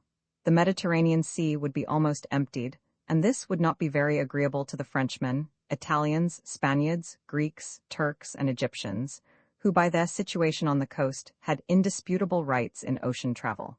And then, what good would be the Suez Canal, which would be saved by its position on the neutral line? But what use could be made of this immense work of Lesseps when there was no longer the Mediterranean on one side of the Isthmus and the Red Sea on the other, at least, within any reasonable distance of it?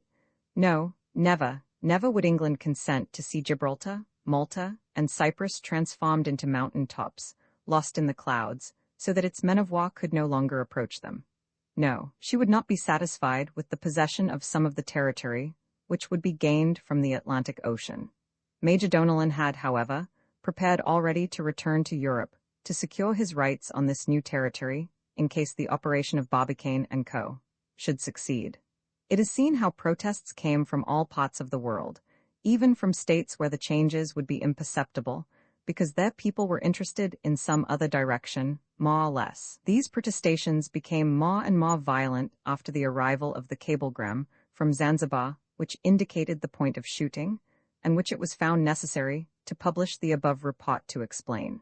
President Barbicane and Captain Nicholl, as well as J.T. Maston, were put under the ban of humanity and declared outlaws. But what a business all this created for the newspapers! What sales they had, and how the circulations ran up, how on many occasions they were forced to print extra editions. It is perhaps the first time in journalistic history that they were all united with each other, as they generally quarrel incessantly. This was not a European or an American affair, it was an affair which concerned the whole world. It was like a bomb falling into a powder magazine. In regard to Maston, it looked as if his last hour had come.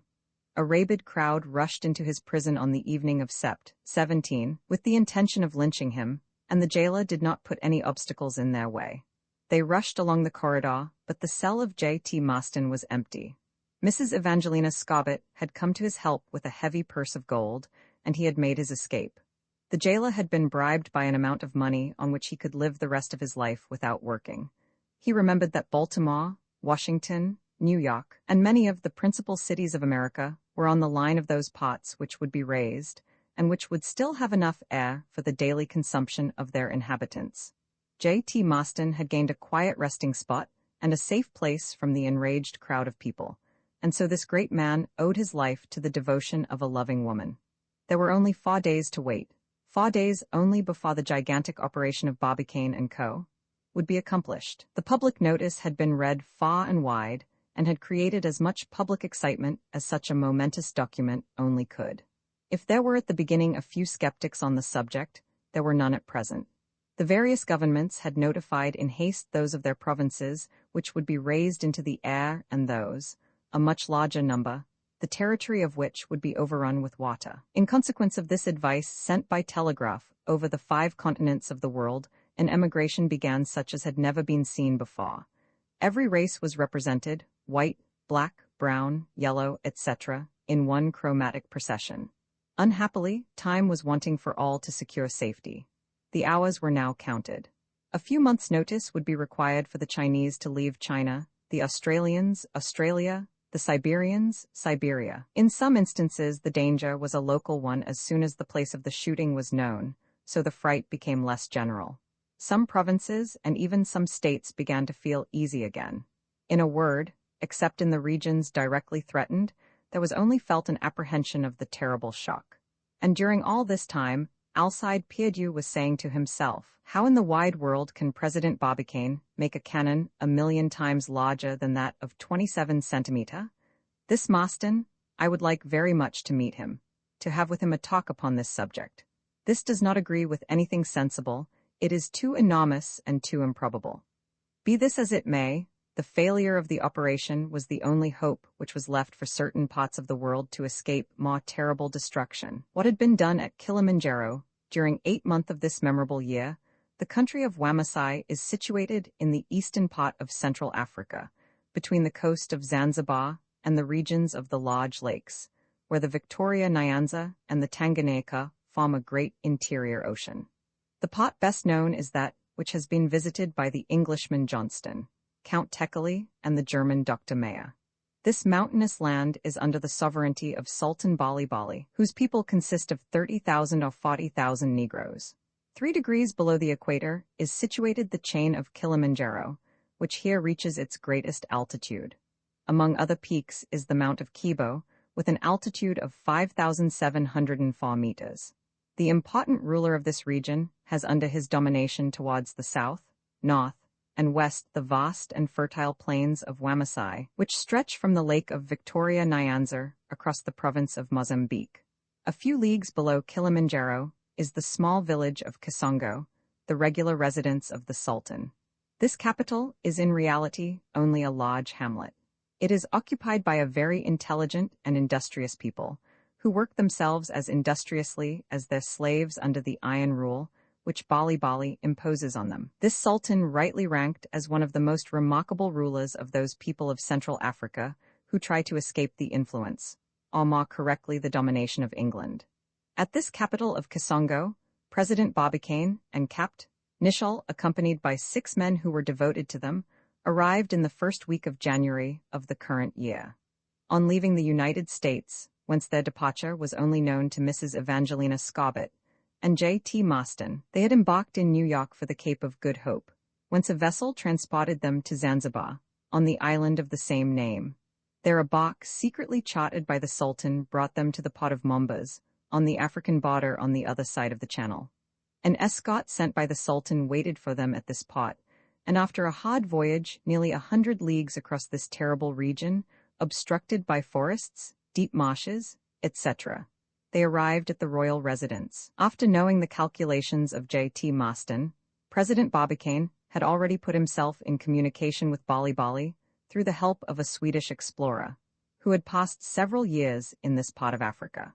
As the Sultan had become one of their most ardent admirers since their trip to the moon, a trip whose reputation had gone as far as these countries, he had a great friendship for these courageous Yankees.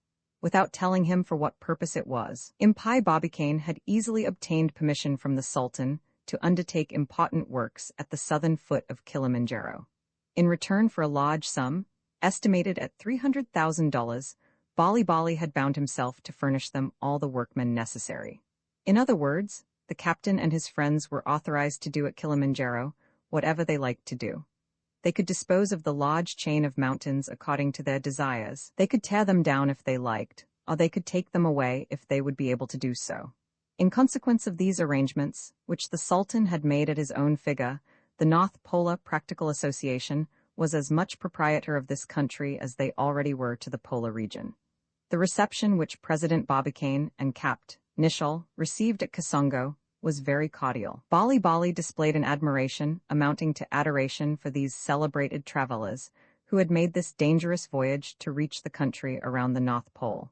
He had in short an extraordinary sympathy for the creators of these mysterious operations which were going to be accomplished in his kingdom. He also promised them absolute secrecy on his part, as well as on the part of his people, whose cooperation was assured to them. Not a single Negro who worked at their shop would be allowed to leave them for a single day under pain of the most severe punishment.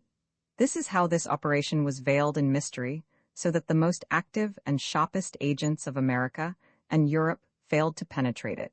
If it was finally discovered, it must have been that the Sultan modified his severe rules after the accomplishment of the works, and that there were traitors and babblers even amongst the Negroes. In this way, Richard W. Trust, consul at Zanzibar, had received wind of what was going on at Kilimanjaro.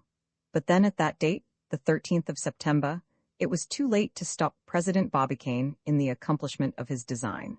And now, why had Barbicane and Co. chosen the Wamasai for the theater of their operations? First, because the country suited them in regard to its geographical situation, as it was in a very little-known part of Africa, and as it was very far from the territory usually visited by travelers. Then, the mass of Kilimanjaro offered them all the qualities of solidity and material necessary for their work. And moreover, on the surface of this country were found the raw materials which they needed in a condition very easy to handle. A few months before leaving the United States, President Barbicane had learnt from the Swedish explorer that at the foot of Kilimanjaro, iron and coal were plentiful on the ground. No mines to dig into, no fields to explore 1,000 feet deep in the earth's shell. Iron and coal were so plentiful even for this great undertaking that they only had to stoop down to pick it up. In other words, there existed in the neighborhood of this mountain enormous fields of nitrate of soda and of iron pyrites, which were necessary for the manufacture of melimmonite. President Barbicane and Capt. Nicholl had taken with them only 10 people, of whom they were absolutely sure, and no one else. These 10 men had to supervise the 10,000 Negroes put at their disposal by Bali, and to them was given the task of manufacturing the monster cannon and its not less monster projectile. 2 weeks after the arrival of President Barbicane and his associate at Wamasai, 3 large workshops were established at the southern foot of Kilimanjaro, one for the cannon foundry, the second for the manufacture of the projectile, and the third for the manufacture of the melimmonite. Now, first of all, how had Barbicane and Co. met the problem of manufacturing a cannon of such colossal dimensions? We will see and understand at the same time that the difficulty of creating such a device was not easily comprehensible by the inhabitants of the world. In reality, the making of a cannon, 1,000,000 times larger than that of 27 centimeters, was a superhuman work. Already great difficulties had been met in the manufacture of pieces of 42 centimeters diameter, which would throw projectiles of 780 kilos with 274 kilograms of powder. Barbicane and Co. did not think of these difficulties. It was not a cannon, not even a mortar, which they intended to make, but simply a gallery bored in the massive rock of Kilimanjaro, a shaft of a mine, if you wish to call it so. Evidently this shaft of a mine, this enormous elongated mine, could replace a metal cannon, the fabrication of which would have been as dear as difficult, and to which it would be necessary to give an unwieldy thickness to avoid all risk of an explosion. Barbicane and Co. had always entertained the idea of operating in this manner, and if the notebook of J.T. Maston mentioned a cannon, it was that of 27 centimeters, which had been used in the calculations as a basis. Consequently, a spot was chosen at a height of 100 feet on the southern slope of the chain. Nothing would be in the way of the projectile when it would fly out of the mouth of this tunnel bored in the massive rock of Kilimanjaro. It was with extreme precision and not without very hard work that the men could dig this gallery. But Barbicane and Co. could readily make perforations with simple machines put in action by means of compressed air, which was secured by using the powerful falls of water from the mountains.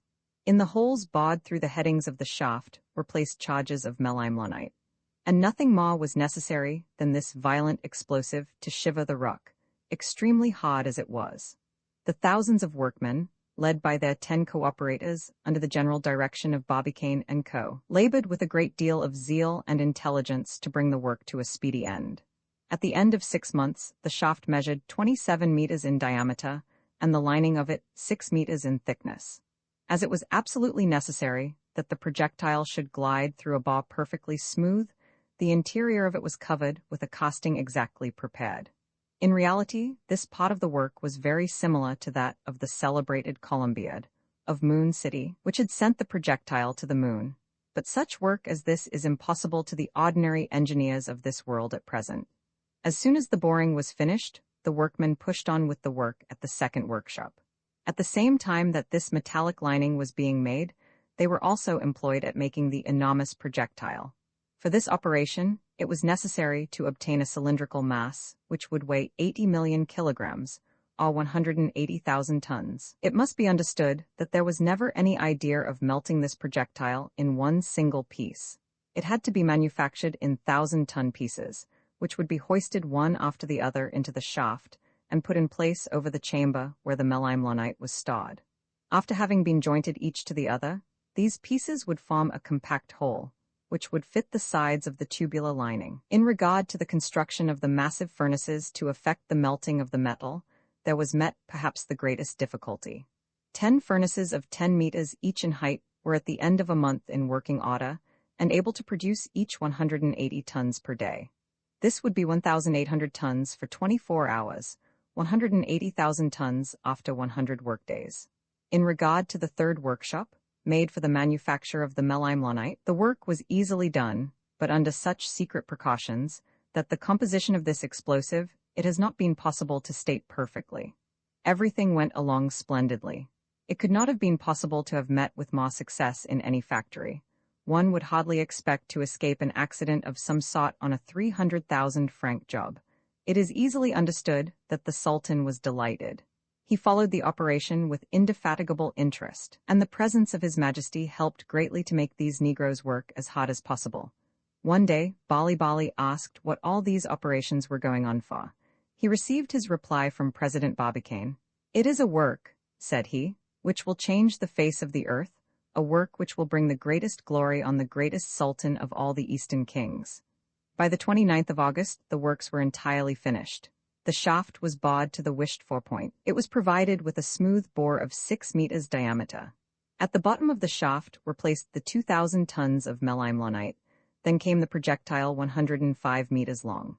After deducting the space occupied by the powder and projectile, there remained still 492 meters before the muzzle was reached, which secured all the effect possible by the recoil produced by the expansion of the gas.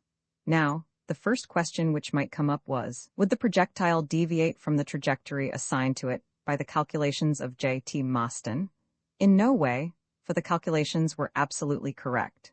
They indicated to what extent the projectile would deviate to the east of the meridian of Kilimanjaro because of the rotation of the Earth on its axis, and what would be the form of the curve which it would describe because of its enormous initial velocity. Secondly, would it be visible during its course?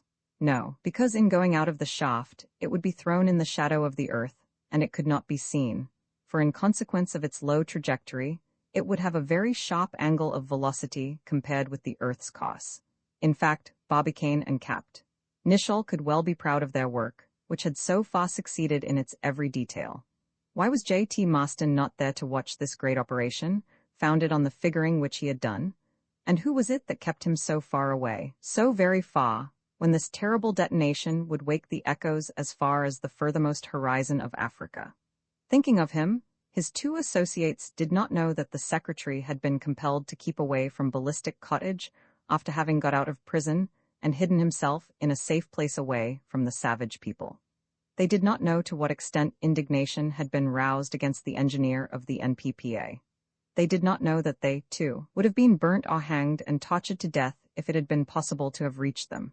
Really, they ought to have been glad that at the moment when the shooting would take place, they would only be saluted by the cries of this Negro people of Eastern Africa. "Well, at last?" said Capt. Nicholl to President Barbicane, when on the 22nd of September they were standing before their finished work. "Yes, at last," said Impie Barbicane. "What a chance it was that placed at our disposition this admirable melimelonite," said Capt. Nicholl, "which will make you the most illustrious person on the earth, Nicholl." "Without doubt, Barbicane," modestly answered Capt. Nicholl. "But do you know how much it would have been necessary to dig out Kilimanjaro if we only had guncotton equal to that which threw our projectile to the moon?" "How much, Nicholl?" 180 galleries, Barbicane." "Well, we would have digged them, Captain. And 180 projectiles of 180,000 tons. We would have melted them, Nicholl." It was useless to expect reasonable conversation between two persons of this type, but after they made the trip to the moon, what would they not be capable of? On the very same evening, only a few hours before the minute when the gun was to be fired, and while President Barbicane and Capt. Nicholl were congratulating themselves, Alcide Pierdeux, closeted in his studio at Baltimore, uttered a cry of hurrah, as if he were crazy. Then, suddenly getting up from the table, which was covered with figures and calculations, he cried out, "Ah, what a fool Marston is! What a stupid fellow! His whole problem will go in the soup, Christopher Columbus! Why did I not see this before? If I only knew where he was at this moment, I would invite him to have supper with me, and to sip a glass of champagne at the very moment when they are going to fire off the gun." And after these and many exclamations which he generally used in playing whist, he said, "Oh, the old fool! Without a doubt, he must have been dull when he made his calculations for this affair of Kilimanjaro. He will find it very necessary to make another. Oh, what a fool with his cannon!" In which the population of Wamasai assemble to hear President Barbicane say fire to Capt. Nicholl. It was in the evening of the 22nd of September, that memorable date which public opinion credited with an influence as unlucky as that of the 1st of January of the year 1000. 12 hours after the sun had passed the meridian of Kilimanjaro, that is at midnight, Capt. Nicholl was to touch off the terrible cannon. Kilimanjaro being 35 degrees east of the meridian of Paris, and Baltimore 79 degrees east of said meridian, there was a difference of 114 degrees between these two places, or 456 minutes in time, or 7 hours and 36 minutes. So the exact moment at which the shooting would take place would be 5 hours and 24 minutes post-meridian in that great city of Maryland. The weather was magnificent. The sun had just gone down on the plains of Wamasai, behind a horizon of perfect purity. It was impossible to wish for a prettier night, one more calm or starry, in which to throw the projectile across space. Not a cloud would be mixed with the artificial vapors developed by the deflagration of the melimelonite. Who knows, perhaps President Barbicane and Capt. Nicholl regretted that they were not able to get into the projectile. In the first second, they would have traveled 2,800 kilometers. Sultan Bali Bali, with the great personages of his court, that is, his finance ministers and his ministers of public works, together with the Black Brigade, who had helped in the great work, were all assembled to watch the different steps of the shooting. But with great precaution, they had all taken a position 3 kilometers from the shaft bored in the Kilimanjaro, so that they would have nothing to fear from the concussion of the air.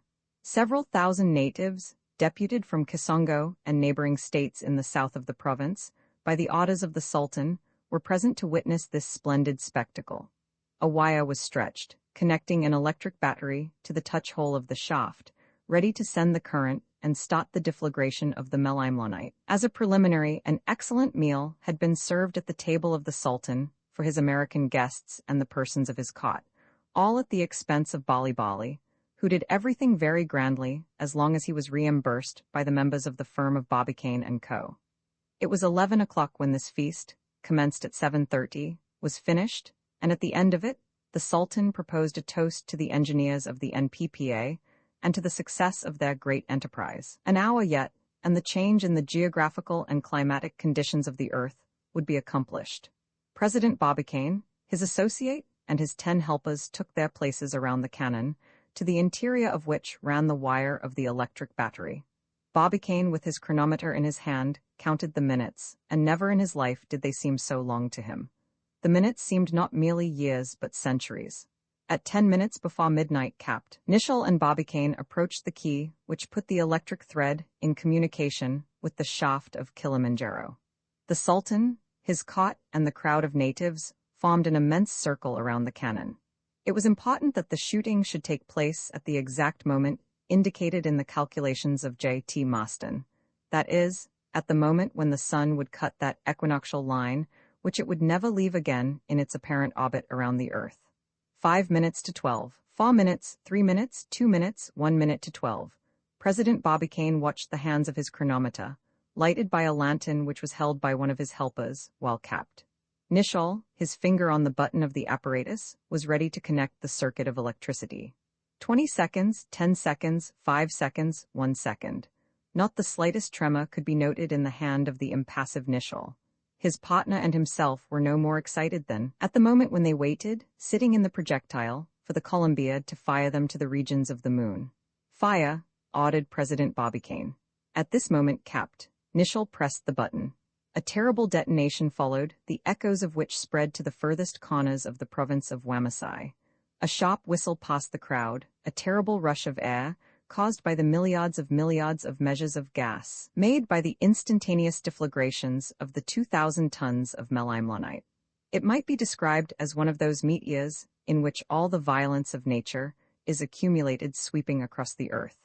The effect could not have been more terrible if all the cannons of the whole globe had been joined together, with all the thunderbolts of heaven and all had united in one grand report, in which J.T. Maston regrets that the crowd did not lynch him when he was in prison. The capitals of two worlds, the largest cities as well as the smaller ones, stood waiting terror-stricken.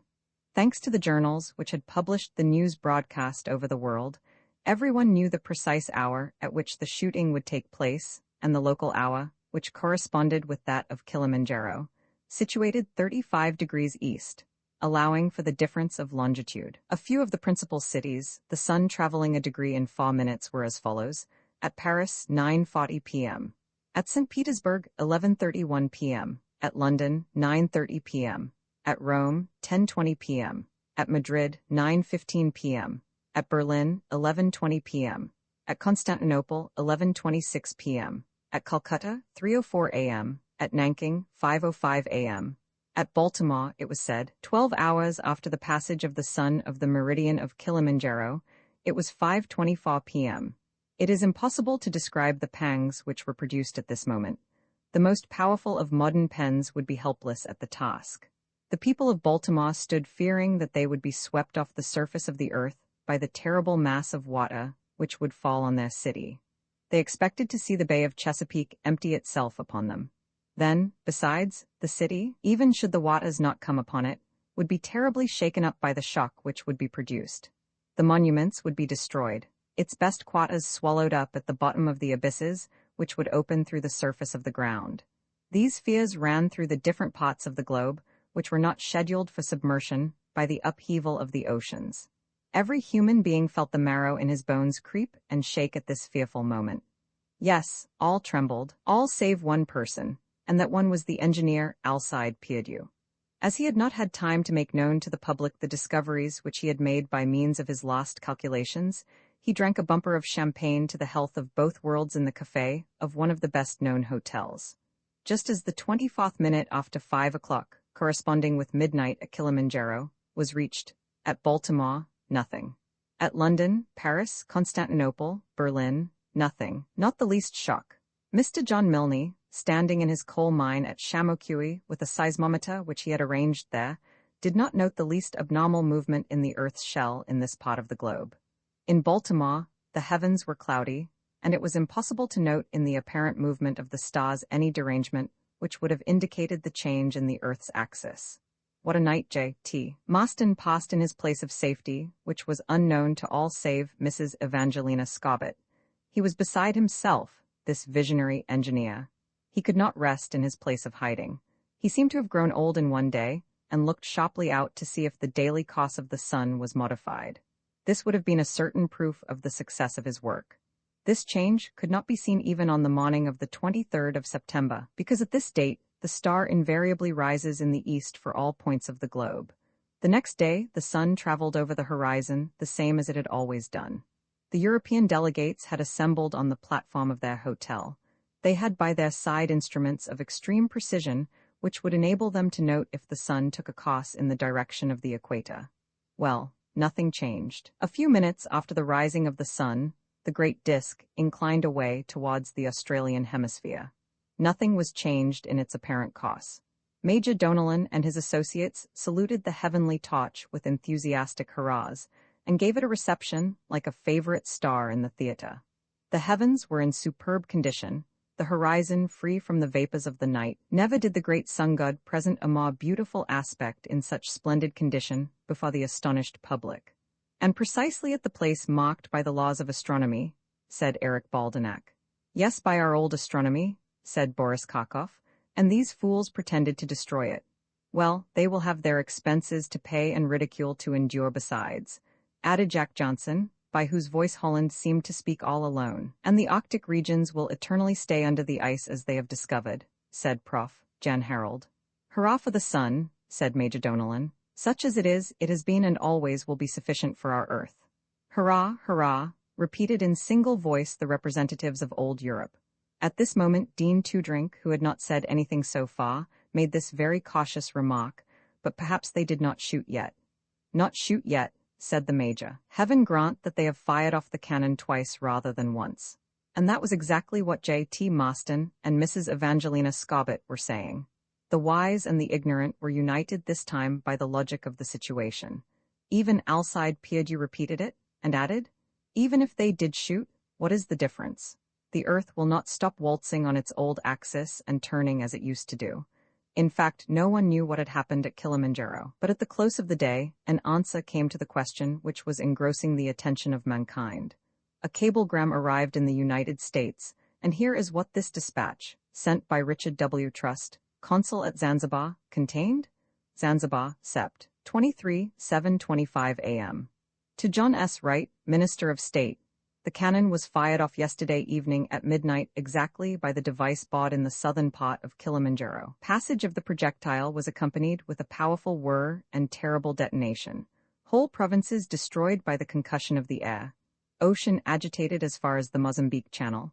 A large number of vessels disabled and thrown on the coast. Towns and villages destroyed. Everything else is well. Richard W. Trust, yes, everything else went on well. Nothing had been changed in the state of worldly affairs save the terrible disasters produced in Wamasai, which was partly deluged by the artificial waterspout, and the shipwrecks which were produced by the current of air. The same thing precisely happened when the Columbiad threw its projectile to the moon. The shock to the ground of Florida, was it not felt through a radius of 100 miles? Yes, certainly, but this time the effect should have been 100 times stronger. Whatever had happened, the dispatch gave two pieces of information to the interested people of the old and new worlds. First, that the enormous cannon had been erected in the flank of Kilimanjaro. Second, that the gun had been fired at the fixed hour. And now, the whole world uttered an exclamation of intense satisfaction, followed by a great burst of laughter. The trial which Barbicane and Co. had made had entirely failed. The calculations of J.T. Maston were good only for the wastebasket. The NPPA could only announce its failure, but perhaps it might be that the secretary of the gun club had made a mistake in his calculations. Rather would I believe that I have been mistaken in the affection which I feel for him, said Mrs. Evangelina Scobbit. But beyond all, the most discontented human being was J.T. Maston. When he saw that nothing had been changed in the movement of the earth, that the conditions remained precisely the same as they were since the creation, he hoped that some accident had prevented the success of Barbicane and Co., and that his associates had met with some disaster. But there was the cablegram from Zanzibar which stated without a doubt that the operation had taken place. Failed? And what of the formulas and calculations on which he had spent so much time? Is it possible that a cylinder 600 meters long, 27 meters wide, throwing a projectile of 180,000 kilograms, with the deflagration of 200 tons of melimlonite, with an initial velocity of 2,800 kilometers, would not be sufficient to move the earthly axis? It did not seem probable. But why? So J.T. Maston, in a state of violent excitement, declared that he would quit his retreat. Mrs. Evangelina Scobbit tried in vain to prevent it. Not that she feared for his life, as all danger of that sort had passed. but the insults which he would have to bear, the jokes which would be cracked about him, the remarks which would be made in regard to his work, she wanted to spare him from these. And then, moreover, what would his associates of the gun club say? Did they not have to thank this man for the want of success of their operation, and for making them ridiculous? Was he not the man who had figured out the whole affair, and on whose shoulders rested all the responsibility? J.T. Maston would not listen to anyone. He resisted the begging and tears of Mrs. Evangelina Scobbit. He went out of the house where he had kept himself hiding. He was recognized, and those who had trembled for fear of the consequences of his work now took revenge by joking and laughing at him, and this in many thousand different ways. He was forced to listen to jeering remarks, even from the street gamins. "Ah," they shouted, "here he is who wanted to change the axis of the earth, who wanted to discover coal mines around the North Pole, who even wanted to remove it." In short, the secretary of the gun club was compelled to return to the mansion of Mrs. Evangelina Scobbit, who used all her wealth of tenderness to console him. It was in vain, however. J.T. Maston could not be consoled, as his cannon had produced upon the earth's sphere no more effect than a simple pop-gun would have done. A fortnight went by in this way, and the world resumed its daily routine, and did not even think any longer of the projects of the NPPA. A fortnight and no news yet from President Barbicane and Capt. Nicholl. Had they perished by the discharge in the land of Wamasai? Had they sacrificed their lives in the most mysterious operation of modern times? No. After the detonation, both were overthrown along with the Sultan arid his cot, and 1,000 natives in one grand tumble, but they all got up after a little time strong and hearty. "Did you succeed?" asked Bali Bali, rubbing his shoulder. "Do you doubt it?" "Me doubt it. But when will you know?" "In a few days," said Barbicane. Did he appreciate that the operation had failed? Perhaps, but he never would have acknowledged it before the Sultan at Wamasai. 48 hours later the two partners had taken leave of Wamasai, not, however, before having paid an enormous sum for the damage done to the country. As this amount of money went into the private purse of the Sultan, and as his subjects did not receive 1 cent of it, he had no reason to complain of the operation. Then the two associates, followed by their 10 helpers, reached Zanzibar, where they found a vessel to take them to Suez. From there, under false names, the steamer Morris brought them to Marseille. Then they took the train to Paris, where they arrived without having had any collision or accident, and taking the railroad to Havre they arrived in time to go to America by the Bourgogne of the transatlantic line. In 22 days, they made the trip from Wamasai to New York, and on the 15th day of October, the two knocked at the door of the mansion of New Park, at 3 minutes past noon. An instant afterwards, they found themselves in the presence of Mrs. Evangelina Scobbit and J.T. Maston, in which the delegates from England, Holland, Sweden, Denmark, and Russia are presented to the reader. One thing was evident to the whole world at once, namely, that if the new association should succeed in buying the Arctic regions, those regions would become absolutely the property of America, or rather of the United States, a country which was always trying to acquire something. This was not a pleasing prospect to rival governments, but nevertheless, as has been said, the different states of Europe and of Asia not neighboring to these regions refused to take part in the proposed auction sale so long as its results seemed so problematical to them. Only the powers whose property touched the 84th degree resolved to make their rights valuable by the attendance of official delegates. That was all. They did not care to buy, even at a relatively moderate price, land, the possession of which was only a possibility. In this, as in all cases, insatiable England gave orders to its financial agents to make an imposing showing. The cession of the Polar countries did not threaten any European trouble nor any international complication. Herr von Bismarck, the Grand Iron Chancellor, who was yet living, did not even knit his heavy brow.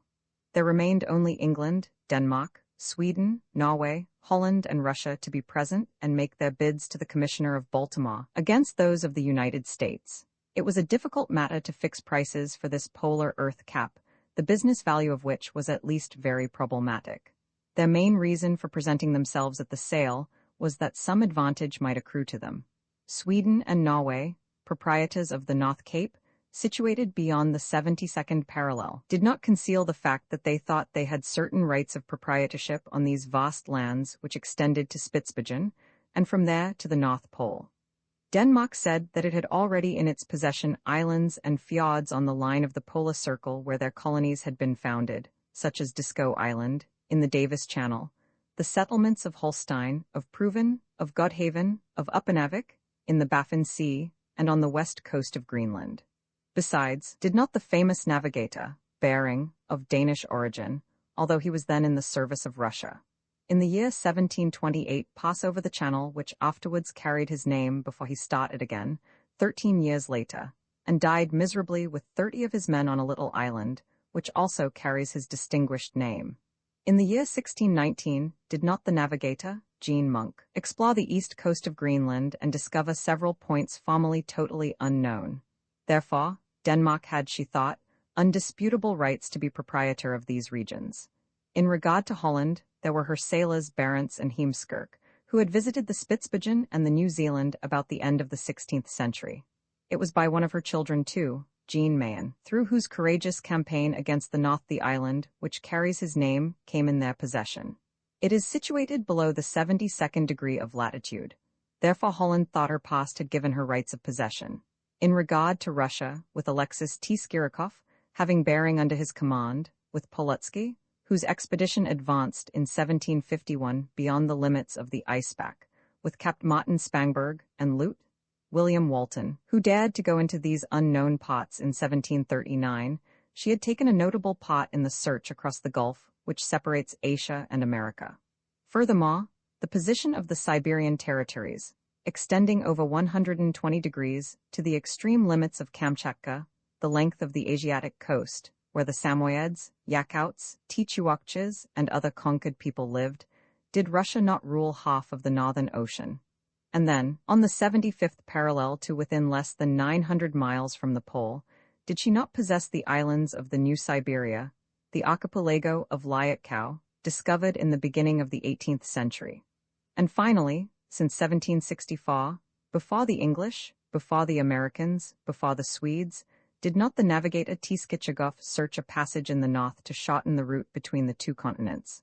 However, notwithstanding this, it seemed that the Americans were more anxious to become possessors of this particularly inaccessible point of the globe than anyone else. They had often tried to obtain it by devoting themselves to the search of Sir John Franklin, with Grinnell, with Kane, with Hayes, with Greeley, with De Long, and other courageous navigators. They could also plead the geographical situation of their country, which develops itself below the polar circle from the Bering Sea to Hudson's Bay. And were not all these countries, all these islands, Wollaston, Prince Albert, Victoria, King William, Melville, Cockburn, Banks, Baffin, not counting the 1,000 small pieces of the archipelago, like a leaf spreading to the 90th degree? And then supposing that the North Pole should be attached by an uninterrupted line of territory to one of the large continents of the globe, would it not be more to America than to Asia or Europe? Therefore, nothing was more natural than the proposition to purchase this region by the federal government for the benefit of an American society. If any power had undisputable modern rights to possess the polar domain, it was certainly the United States of America. It must also be considered that the United Kingdom of Great Britain, which possessed Canada and British Columbia, numerous sailors of which had distinguished themselves in these Arctic countries, urged very good reasons for annexing this part of the globe to their vast empire, and its journals discussed the matter at great length. Yes, without a doubt, answered the great English geographer, Cliptringen, in an article in a London newspaper, which made a great sensation. Yes, the Danes, the Hollanders, the Russians, and the Americans can be proud of their rights. As for England, she did not wish to let this country escape her. Did not the northern part of the continent already belong to them? Have not these lands, these islands which compose them, been discovered and conquered by English discoverers since Willoughby, who visited Spitzbergen and New Zealand in 1739, to McClure, whose vessel made in 1853 the passage of the Northwest? And then were not Frobisher, Davis, Hall, Weymouth, Hudson, Baffin, Cook, Ross, Parry, Betchy, Belcher, Franklin, Mulgrave, Scosby, McClinton, Kennedy, Nares, Collinson, Archer, all of Anglo-Saxon origin? And what country could make a more just claim on the portion of these Arctic regions that which these navigators had been able to acquire? Well, said a California journal, let us put the matter on its real point, and as there is a question of amour propre between the United States and England, let us ask, if the English Markham of the Nares expedition had gone 83 degrees 20 minutes of latitude, and the Americans, Lockwood and Brainard, of the Greely expedition, went to 83 degrees 35 minutes. To whom then does the honor belong of having come nearest to the North Pole? Such were the demands and explanations, but one could see that the struggle would only be active between American dollars and English pounds sterling. However, according to the proposition made by the North Polar Practical Association, all countries had to be consulted and given a chance at the auction. The sale was announced to take place Dec. 3. At Baltimore. The sum realized by the sale was to be divided among the states which were unsuccessful bidders, and they were to accept it as indemnity and renounce all their rights in the Arctic regions for the future. The delegates, furnished with their letters of credit, left London, The Hague, Stockholm, Copenhagen, and St. Petersburg, and arrived 3 weeks before the day fixed for the auction sale. Up to this time, America had only been represented by Mr. W. S. Foster, of the North Polar Practical Association.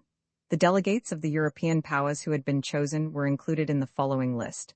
For Holland, Jack Johnson, formerly Councillor of the Netherlandish India. 53 years old, stout, short, well-formed, small arms, small bent legs, round and florid face, grey hair. A worthy man, only a little incredulous on the subject of an undertaking the practical consequences of which he failed to see. For Denmark, Erik Baldenak, ex-sub-governor of the Greenlandish possessions, of medium height, a little bent over, large and round head, so short-sighted that the point of his nose would touch his books, not willing to listen to any claim denying the rights of his country, which he considered the legitimate proprietor of the northern region. For the Swedish-Norwegian peninsula, Jan Harald, professor of cosmography in Christiania, a genuine northern man, red-faced, beard and hair blonde, he regarded it as an established fact that the polar region, being only occupied by the Paleocrystic Sea, had absolutely no value. He was, however, not much interested in the matter and went there only as a duty. For Russia, Col. Boris Karkov, semi-military man, semi-diplomat, a stiff, stubby mustache, seeming uncomfortable in his citizen clothes and feeling absent-mindedly for his sword, which he was accustomed to carry.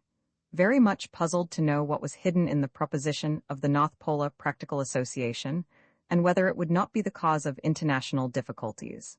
Finally, for England, Major Donellan and his secretary, Dean Toodrink. The last two named represented all the tastes and aspirations of the United Kingdom, its commercial and industrial instincts, its aptitude to consider, by a law of nature, the northern regions their own property just as any country which did not belong to anyone else. If there ever was an Englishman, it was Major Donellan, tall, meagre, bony, nervous, angular, with a little cough, a head a la Palmerston, on bending shoulders, legs well formed after his 60 years, indefatigable, a quality he had well shown when he worked on the frontiers of India. He never laughed in those days and perhaps never had. And why should he? Did you ever see a locomotive or a steam engine or an elevator laugh? On this point the major was very much different from his secretary, Dean Toodrink, a talkative fellow, very pleasant, with large head, and his hair falling on his forehead, and small eyes. He became well known on account of his happy manner and his taste for fairy tales. But even if he was cheerful, he did not seem any less personally conceited than Major Donellan when he talked about Great Britain. These two delegates were probably going to be the most desperate opponents to the American society. The North Pole belonged to them. It always belonged to them. It was to them as if the Lord had given the mission to the English people to keep up the rotation of the earth around its axis, and as if it was their duty to prevent it passing into strange hands. It is necessary to observe here that France did not consider it necessary to send a delegate, but an engineer of France was present at the sale just for the fun of it. We shall introduce him later on. The delegates of the northern European states had arrived in Baltimore on different steamers, to give it the appearance that they had nothing at all to do with each other. They were really rivals. Each one of them had in his pocket the necessary means to fight against the American society, but they could not fight with equal force. One could dispose of a sum of money which amounted to nearly $1 million, another could pass that amount. And really, to purchase a piece of our globe to reach which seemed an impossibility, this ought still appear to be dear. In reality, the best provided for was the English delegate, to whose order the government had opened a very large credit. Thanks to this credit, Major Donellan would not have very hard work to conquer his adversaries of Sweden, Denmark, Holland, and Russia. In regard to America, well, that was a different thing. it would be much more difficult to win against the fusillade of dollars. At least it was very probable that the mysterious society must have enough money on hand to go on in their work. Therefore, the highest bidding, which might come to millions, was between America and England. As soon as the European delegates had landed, public opinion became more excited. The most singular stories were printed in the newspapers. False theories were established based on the purchase of the North Pole. What was the society going to do with it? And what could they do with it? Nothing, or perhaps it was all done to corner the iceberg market. There was even a journal in Paris, the Figaro, which upheld this curious idea. But for this, it would be necessary to pass south of the 84th parallel. Be it as it may, however, the delegates who had avoided each other during their passage over the Atlantic became more and more associated after having arrived in Baltimore. Here is the reason. Since his arrival, each one had tried to open communications with the North Polar Practical Association separately, unknown to the other. That which they wished to know were the motives hidden at the bottom of this affair and what profit the society hoped to make out of the sale. Now, until the present time, nothing indicated that the society had opened an office at Baltimore. No office, no employees. All that could be learned was, for information address, only William S. Foster, High Street, Baltimore. And it did not look as though the honest consignee of codfish knew any more in this respect than the lowest street potter of the city. The delegates could, therefore, learn nothing from him. They were accordingly compelled to rely upon the more or less absurd guesses of the public at large. Was the secret of the society going to be kept impenetrable as long as it did not make it known itself? This was the question. Without doubt, it did not seem inclined to give any information on the subject until the purchase had been made. Therefore, it came that the delegates finished by seeing and meeting each other. They made visits to each other, and finally came in close communication with each other, perhaps with the idea of making a front against the common enemy, or otherwise, the American company. And so it happened that one evening, they were all together in the Hotel Wolseley, in the suite occupied by Major Donellan and his secretary, Dean Toodrink, holding a conference. In fact, this tendency to a common understanding was principally due to the advice of Boris Karkof, the best diplomat known. At first the conversation was directed to the commercial and industrial consequences, which the society pretended to gain by purchase of the Arctic domain. Prof. Jan Harold asked if anyone had been able to gain any information on that point. All finally agreed that they had tried to get information from Mr. William S. Foster, to whom all letters should be addressed. "I have failed," said Eric Baldenak. "And I have not succeeded," added Jack Johnson.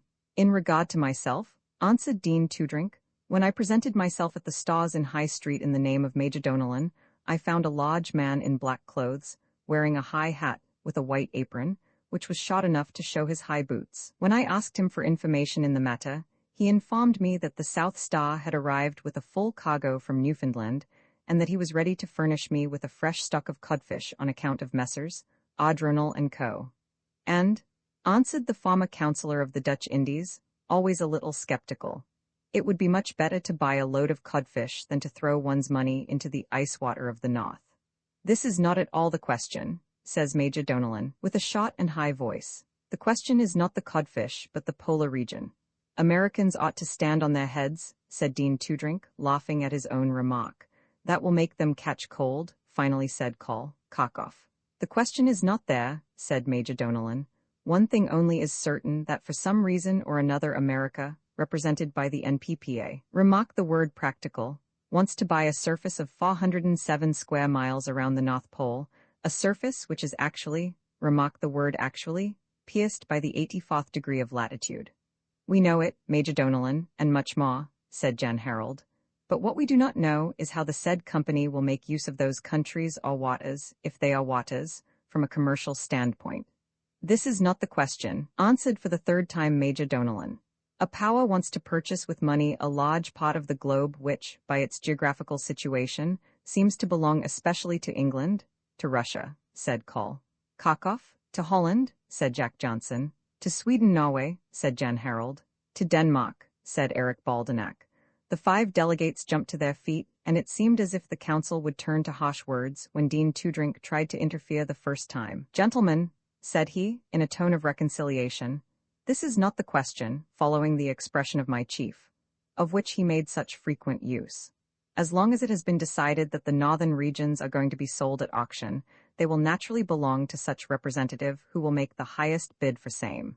As long as Sweden, Norway, Russia, Denmark, Holland, and England have given large credits to their delegates, would it not be best for these nations to form a syndicate and raise a sum of money against which America could not make a bid? The delegates looked at each other. It was possible that Dean Toodrink had found the missing link. A syndicate, at present it is heard everywhere. Everything is syndicate nowadays, what one drinks, what one eats, what one reads, what one sleeps on. Nothing is more modern, in politics as well as business, than a trust. But an objection was started, or rather an explanation was needed, and Jack Johnson tried to find out the sentiments of his colleagues by saying, "And afterwards? Yes, after the purchase of the region by the syndicate, then what?" "But it seems to me that England," said the major in a rough voice, "and Russia," said the colonel, with nostrils terribly dilated, "and Holland," said the councillor. "As God has given Denmark to the Danish," observed Eric Baldenak. "Excuse me, there is only one country," interrupted Dean Toodrink, "which has been given by our Lord, and that is the world." "And why?" said the Swedish delegate. "Did not the poet say Deus nobis hic otia fecit?" said this merriman in translating according to his fashion the close of the 6th verse of the first eclogue of Virgil. All began to laugh except Major Donellan, who stopped for the second time the discussion which threatened to finish badly. Then Dean Toodrink said, "Do not quarrel, gentlemen. What good will it do us? Let us rather form a syndicate." "And afterwards?" asked Jan Harold. "Afterwards," answered Dean Toodrink, "nothing more simple, gentlemen. After you shall have bought the Polar domain, it will remain undivided among us, or will be divided after a regular indemnity to one of the states which have been purchasers. But our purpose would have already been obtained, which is to save it from the representative of America." This proposition did some good, at least for the present moment, as very soon the delegates would not fail to fight with each other, and pull each other's hair where there was any to pull. It would be at the moment when it was necessary to elect a final buyer of this immovable region, so much disputed and so useless. "In all cases," cleverly remarked Dean Toodrink, "the United States will be entirely out of the question." "It seems to me very sensible," said Eric Baldenak. "Very handy," said Col. Cockhoff. "Right," said Jan Harold. "Mean," said Jack Johnson. "Very English," said Major Donellan. Each one had given his opinion, hoping to convince his colleagues. "Then, gentlemen, it is perfectly understood that if we form a syndicate, the rights of each state will be absolutely reserved for the future." It is understood. There was only to be found out what credit the different delegates had received from their governments. It was supposed that the whole, when added up, would represent such an enormous sum that there would not be the least doubt that the NPPA would fail to surpass this amount of money. This question of funds was met by Dean Toodrink. Complete silence. Nobody would answer. Show your pocketbook. Empty their pockets into the safes of a syndicate. Make known in advance how much each country would bid at the sale. No haste was shown. And if there should be a disagreement in this new-formed syndicate in the future, and circumstances should compel each one to make his own bids, and should the diplomat Cockhoff feel insulted at the trickery of Jack Johnson, who would be insulted at the underhand intrigues of Jan Harold, who would refuse to support the high pretensions of Major Donellan, who himself would not stop to embroil each one of his associates. And now, to show their credits, that was showing their play, when it was necessary to live up to it. There were really two ways only to answer the proper but indiscreet suggestion of Dean Toodrink.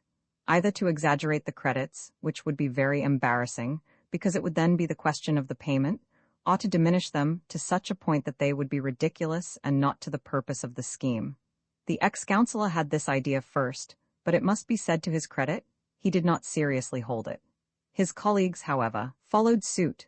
"Gentlemen," said Holland through its mouthpiece, "I regret, but for the purpose of the Arctic regions I can only dispose of 50 Reichsthaler." "And I of 35 rubles," said Russia. "And I of 20 kronas," said Norway-Sweden. "And I of 15 kronen," said Denmark. "Well," said Major Donellan, in a tone well befitting the disdainful attitude so common and natural to the English character, "then it would be better that you make the purchase, gentlemen, as England can only put up at the most 1 shilling and 6 pence. And with this ironical remark the conference of the delegates of old Europe was at an end, in which this story, as truthful as it is improbable, is finished. Barbicane, Nishal, Marston, you, we, and in this plural pronoun, uttered simultaneously by the two associates in a single voice, might be heard a flood of irony and reproaches. J.T. Maston pressed his iron hook on his forehead. Then, with a voice which seemed to stick in his throat, he said, "Did your shaft at Kilimanjaro really have a diameter of 27 meters?" "Yes, sir." "Did your projectile really weigh 180 million of kilograms?" "Yes." "And was the shooting really done with 2,000 pounds of melimmonite?" "Yes." This thrice repeated "yes" fell on J.T. Maston like masses of stone on his head. "Then I can only conclude," said he. "What?" asked President Barbicane. "As follows," said J.T. Maston. "As the operation did not succeed, the powder did not give to the projectile an initial velocity of 2,800 kilometers." "Really?" said Capt. Nicholl with a tone of sarcasm. "Yes, your melimmonite is good only to charge pistols of straw." Capt. Nicholl sprang up at this remark, which was an outrageous insult to him. "Maston," said he, "Nicholl, you ought to be blown up with the melimmonite." "No, gun cotton, that is more sure." Mrs. Evangelina Scarlett had to interfere and cool these two enraged gunners down. "Gentlemen," said she, between associates. "And anyhow," President Barbicane resumed, with a very calm expression, "what is the good of criminations? It is certain that the calculations of our friend J.T. Maston were correct, as it is certain that the explosive of our friend Nicholl had sufficient power. Yes, we have only employed known quantities of science. We lacked experience. Why did we fail? Perhaps we may never know." "Well," said the secretary of the gun club, "we will commence all over again." "And the money then which has been spent for this operation is a dead loss," observed Capt. Nicholl. "But public opinion," said Evangelina Scarlett, "would not allow you a second trial." "What will become of our Arctic region?" said Capt. Nicholl. "Where will the stock of the NPPA fall to?" said President Barbicane. Well, it had already fallen so far that the stock was offered at the price of old paper. This, then, was the result of the gigantic operation. This was the memorable fiasco to which the superhuman projects of Barbicane and Co. had led. If ever engineers, unlucky engineers, were laughed at in public, if ever the newspaper made drawings, songs, and paragraphs not at all flattering to the people mentioned in them, this occasion exceeded them all.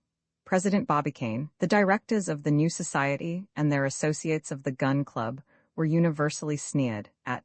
In every language they were made ridiculous, and to make it easier to the whole population of the world to read the scornful articles were printed in Volapük. In Europe, especially, all the remarks and songs to make the persons of the NPPA ridiculous were spread broadcast. The greatest hit was made by a Frenchman who composed a ballad which was sung in every concert hall of France and America. But will we never know to what the failure of this enterprise was due? Did this failure prove that the operation was impossible of realization, that the powers at the disposal of mankind would never be sufficient to bring about a change in the Earth's movement? Did it prove that the country around the North Pole would never be removed to those regions where the sun and heat would melt the ice without human help? Information on this subject came a few days after the return of President Barbicane and Capt. Nicholl to the United States. A very simple paragraph appeared in the Times of the 17th of October. Here is the article. We all know that the result of the operation to create a new axis has been nothing. However, the calculations of J.T. Maston, founded on established facts, would have produced the desired result if through an unexplainable slip, an error had not been embraced in them from the beginning. When the celebrated secretary of the Gun Club took for basis of his calculations the circumference of the Earth's sphere, he figured it at 40,000 meters in place of 40 million meters, and to which the failing of the operation is due. Where could such an error come from? Who could have provoked it? How could such a remarkable calculator commit such an error? It is certain that had the problem of the modification of the Earth's axis been correctly figured, it would have been exactly solved. But this forgetting of 3 zeros has made a change at the end of the calculation of 12 knots. It is not a cannon 1,000,000 times larger than that of 27 centimeters, which was necessary. A trillion of these cannons throwing a trillion projectiles of 80,000 tons each would be necessary to displace the North Pole, admitting that the melimmonite had the expansive power which had been attributed to it by Capt. Nicholl. Therefore the whole shock under the conditions under which it was produced has displaced the North Pole only 0.003 of a millimeter, and has only changed the level of the ocean at the most 0.009 of 0.003 of a millimeter. In regard to the projectile fired, it will be a small planet and will belong in future to the solar system, sustained by solar attraction. Alcide Pierdeux, So this want of attention on the part of J.T. Maston at the beginning of his calculations had produced such a humiliating result for his company. But even if his associates were very angry against him, if everybody laughed and joked at him, it is only fair to state in his favor that this mistake which had wrecked the operation had spared the world a terrible catastrophe. A flood of telegrams and letters arrived from all parts of the world, congratulating J.T. Maston on his mistake of 3 knots. J.T. Maston, more downhearted and crushed than ever, would not listen to the hurrahs which the world now uttered for him. President Barbicane, capped Nicholl, Tom Hunter, with wooden legs, Call, Bloomsbury, the gay Bilsby, and his associates would never pardon him. But Mrs. Evangelina Scobbit, she could not be angry with him. Most excellent lady. J.T. Maston had begun to do his calculations over again, refusing to admit that he was wrong at that point. He was, however, the engineer Alcide Pierdeux had not made a mistake. Having learnt his error at the last moment, when he had no time to make it known, he had remained perfectly composed among all the fright and terror of those about him. That was why he proposed a toast in champagne at the moment when the shooting was taking place in the Old World. Yes, indeed, 3 knots had been forgotten in the circumference of the earth. Suddenly, J.T. Maston remembered the whole matter. It was at the beginning of his work when he had shut himself up in the ballistic cottage and written the number 40 million on his blackboard. At that moment, the electric bell began to ring with great force. J.T. Maston went to the phone. He exchanged a few words with Mrs. Evangelina Scobbit. Suddenly, a terrible stroke of lightning from the storm through the telephone knocked over his blackboard and himself. He got up, commenced to write over again the numbers which had been half rubbed out on his blackboard. He had just written the numbers 40,000 when the telephone rang for the second time. He went again to listen to Mme. Scobbit, and when he did begin his work, he forgot to put on the last 3 knots of the earth's circumference. It was the fault of Mrs. Evangelina Scobbit. If she had not interrupted him, he would not have been thrown on the floor by the shock from the telephone. He would not have noticed anything of lightning and thunder, and all his mass of figures and calculations would not have ended in a mistake.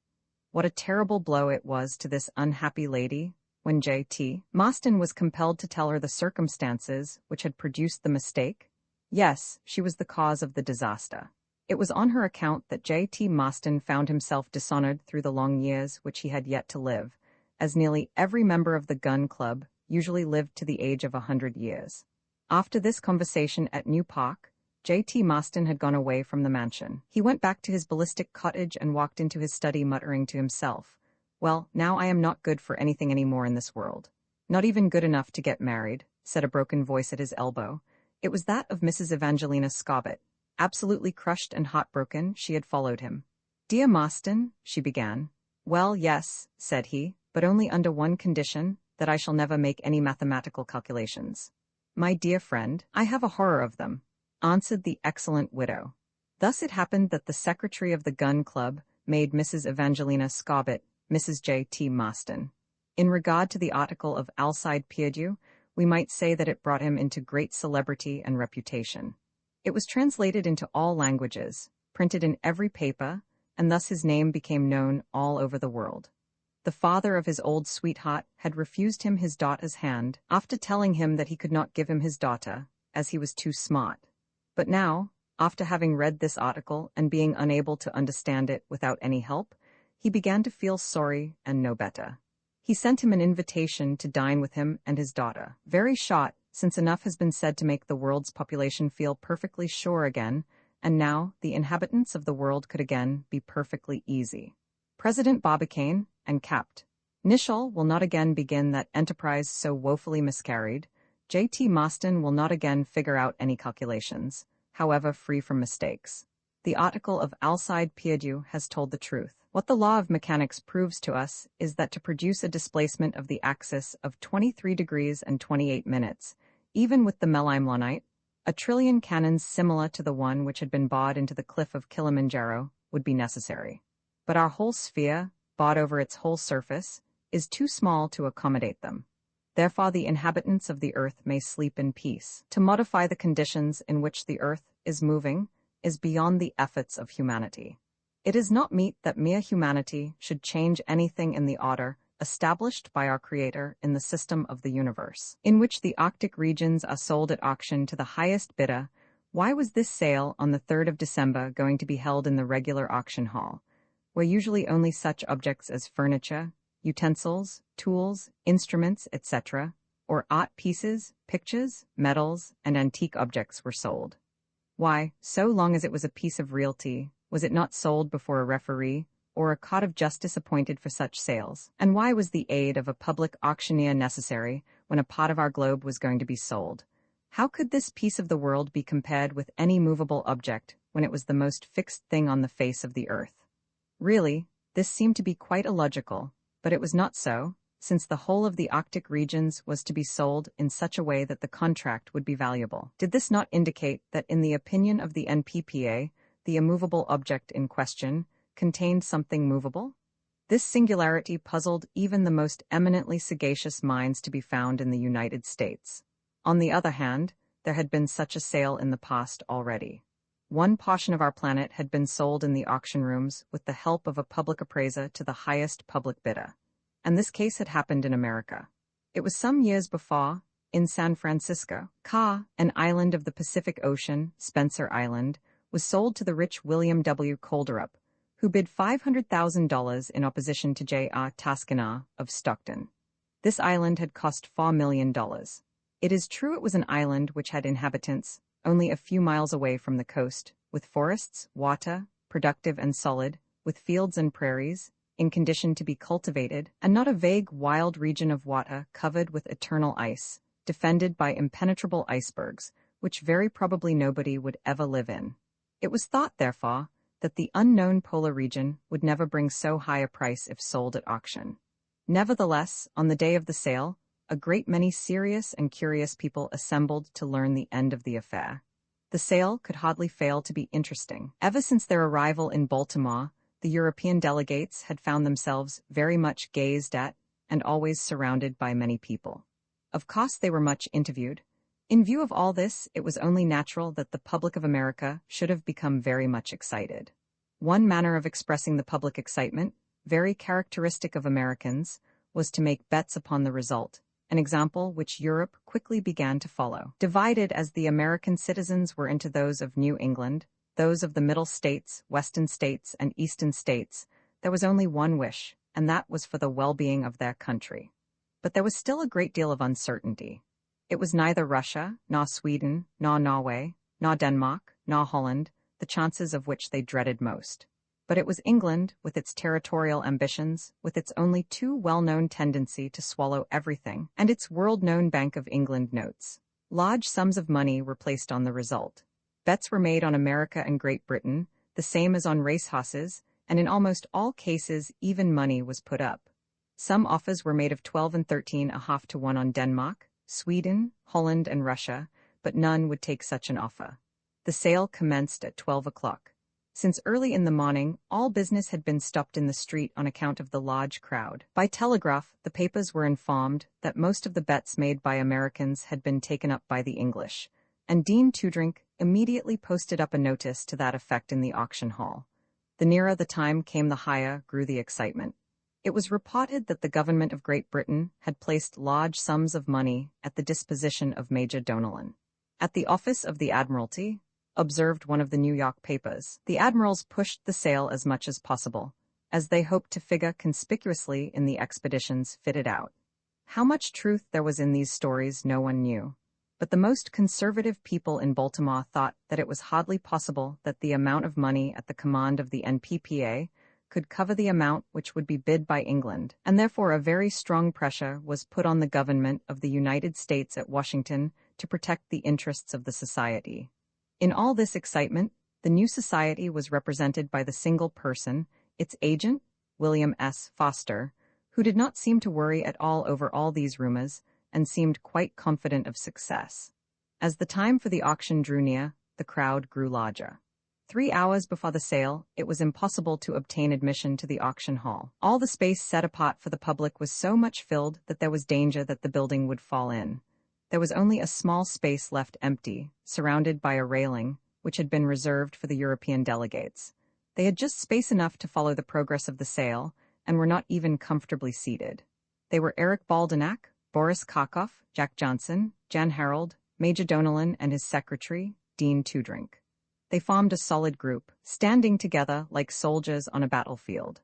And were they not really going to battle for the possession of the North Pole? On the American side, apparently nobody was represented. Only the codfish dealer was present, and his face had an expression of the most supreme indifference. He seemed little concerned, and appeared to be thinking of his cargo, which was to arrive by the next steamer. Where were the capitalists represented by this man, who, perhaps, was going to start millions of dollars rolling? This was such a mystery as to excite public curiosity to the utmost. No one doubted that Mr. J. T. Marston and Mrs. Evangelina Scobbit had something to do with the matter, but what could one guess on? Both were there, lost in the crowd, without any special place, surrounded by some members of the Baltimore Gun Club, friends of Mr. Marston. They seemed to be the least interested spectators in the hall. Mr. William S. Foster even did not seem to recognize them. The auctioneer began by saying that, contrary to the general rule, it was impossible to show the article about to be sold. He could not pass from hand to hand the North Pole. Neither could they examine it nor look at it with a magnifying glass, or touch it with their fingers to see whether the plating was real or only artificial, or whether it was an antique, which it really was, he said. It was as old as stone, it was as old as the world, since it dated back to the time the world was made. If, however, the North Pole was not on the desk of the public appraiser, a large chart, clear in view of all interested persons, indicated with marked lines the parts which were going to be sold at auction. 17 degrees below the polar circle was a red line, clearly seen on the 84th parallel, which marked the section on the globe put up for sale. It appeared that there was only water in this region, covered with ice of considerable thickness. But this was the risk of the purchaser. In any case, he would not be disappointed in the nature of his merchandise by any misrepresentation. At 12 o'clock exactly, the public auctioneer entered by a little trapdoor cut in the boards of the floor and took his place before the desk. His crier, Flint, had already arrived and was walking up and down as agitated as a bear in a cage. Both were glad at the prospect, as they thought that the sale would run up to an enormous sum and put a large and acceptable percentage in their pockets. Of course, the sale would have to be made under the regular, real American rule, ready cash. The amount of money, no matter how large it would be, must be raised by the delegates. At this moment, a large bell ringing with vigor indicated that the bidding was going to begin. What a solemn moment! Many hearts quivered in that neighborhood. A minor riot spread among the crowd outside and reached into the hall, and Andrew R. Gilmer, the auctioneer, had to wait until quiet was restored. He got up and looked steadily at his assistants. Then he let his eyeglasses fall on his breast and said in as quiet a voice as possible, "Gentlemen, according to the plan of the federal government, and thanks to the acquiescence given it by the European powers, we will sell a great fixed mass, situated around the North Pole, all that is within the limits of the 84th parallel, continents, waters, bays, islands, icebergs, solid parts or liquid, whatever they may be." Then, turning towards the wall, he said, "Look at this chart, which has been outlined according to the latest discoveries. You will see that the surface of this lot contains 407,000 square miles. Therefore, to make the sale easier, it has been decided that the bids should be made for each square mile. Each cent bid, for instance, will be equal to 407,000 cents, and each dollar $407,000 on the total purchase. A little silence, please, gentlemen." This request was not superfluous, because the impatience of the public had reached such a degree that the voice of a bidder would hardly be heard. After partial silence had been established, thanks to the industry of the crier, Flint, who roared like a foghorn, Mr. Gilmer resumed as follows. "Before beginning, I will mention only one condition of the sale. No matter what changes should happen, either from a geographical or meteorological standpoint, this region, after being sold to the highest bidder, is absolutely his own beyond any dispute, and the other countries have no right of possession, whatever, as long as the territory is not outside of the limits of the 84th degree north latitude." Again was this singular phrase mentioned at a very important moment. Some laughed at it, others considered it very seriously. "The bids are open," said the public auctioneer in a loud voice, and while his little ivory hammer was rolling in his hand, he added in an undertone, "We have offers at 10 cents the square mile. 10 cents are the 10th part of a dollar. This would make an amount of $40,700 for the whole of this immovable property." Whether the auctioneer had had such offers or not does not matter, because the bid was covered by Eric Baldenak in the name of the Danish government. 20 cents, said he. 30 cents, said Jan Harald, for Sweden-Norway. 40 cents, said Karl Boris Karkov, for Russia. This represented already a sum of $162,800 to begin with. The representative of England had not as yet opened his mouth, not even moved his lips, which were pressed tightly together. On the other side, W.S. Foster kept an impenetrable dumbness. Even at this moment, he seemed absorbed in reading a newspaper which contained the shipping arrivals and the financial reports of the markets each day. 40 cents per square mile, repeated Flint, in a voice which resembled a steam whistle. 40 cents. The four colleagues of Major Donellan looked at each other. Had they already exhausted the credit allowed them at the beginning of the bidding? Were they already compelled to be silent? Go on, gentlemen, said the auctioneer Gilmer. 40 cents. Who goes higher? 40 cents. Why, the North Pole is worth much more than that, for it is guaranteed to be made of ice. The Danish delegate said 50 cents, and the Hollandish delegate promptly outbid him by 10 cents. Nobody said a word. This 60 cents represented the respectable amount of $244,200. The lift given by Holland to the sale started a murmur of satisfaction. It seemed that the persons who had nothing in their pockets and nothing to their names were the most interested of all in this contest of dollars. At the moment, Jack Johnson made his offer. Major Donellan looked at his secretary, Dean Toodrink, and with an almost imperceptible negative sign, kept him silent. Mr. William S. Foster, seeming very much interested in his paper, made some pencil notes. Mr. J.T. only replied to the smiles of Mrs. Evangelina Scobbit with a nod of the head. Hurry up, gentlemen, a little life. Don't let us linger. This is very weak, very slow, said the auctioneer. Let me see. Nobody says more. Must I knock down the North Pole at such a price? And as he spoke his hammer went up and down just like the cross in a priest's hands when he wishes to bless his people. 70 cents, said Jan Harald, with a voice which trembled a little. 80, immediately responded Karl Boris Karkov. Hurry up, 80 cents, said Flint, whose eyes were burning with excitement. A gesture of Dean Toodrink made Major Donellan jump up like a spirit. 100 cents, said he with a short and sharp tone, becoming in one who represented Great Britain. That one word made England responsible for $407,000. The friends of the bidders for the United Kingdom made a great hurrah, which was repeated like an echo by the outside crowd. The bidders for America looked at each other with disappointment. $407,000. This was already a very large figure for such a region as the North Pole. $407,000 for ice, icebergs, and ice fields, and the man of the NPPA did not say one word, did not even raise his head. Would he decide to make at last one overwhelming bid? If he wanted to wait until the Danish delegates, those of Sweden, Holland, and Russia, had exhausted their credit, it would seem that the proper moment had come. Their faces plainly showed that before the 100 cents of Major Donellan, they had decided to quit the battlefield. 100 cents the square mile, said the auctioneer for the second time. 100, 100, 100, cried out Flint, making a speaking trumpet of his half-closed hand. Nobody goes higher? Questioned auctioneer Gilmer. Is it heard? Is it understood? No regrets afterwards. We will sell it now. And he took his position and looking at his clock said, once, twice, 110. Very quietly said William S. Foster, without even raising his eyes, after having turned the page of his paper. Hip, hip, hip, shouted the crowd who had put most of the money on America in the bets. Major Donellan was astonished. His long neck turned in all directions and he shrugged his shoulders, while his lips worked with great excitement. He tried to crush this American representative with one look, but without success. But Mr. Foster, cool as a cucumber, did not budge. 140, said Major Donellan. 160, said Foster. 180, said the Major, with great excitement. 190, said Foster. 199, roared the delegate of Great Britain. With this he crossed his arms and seemed to defy the United States of America. One might have heard a mouse run, or a mill fly, or a worm creep.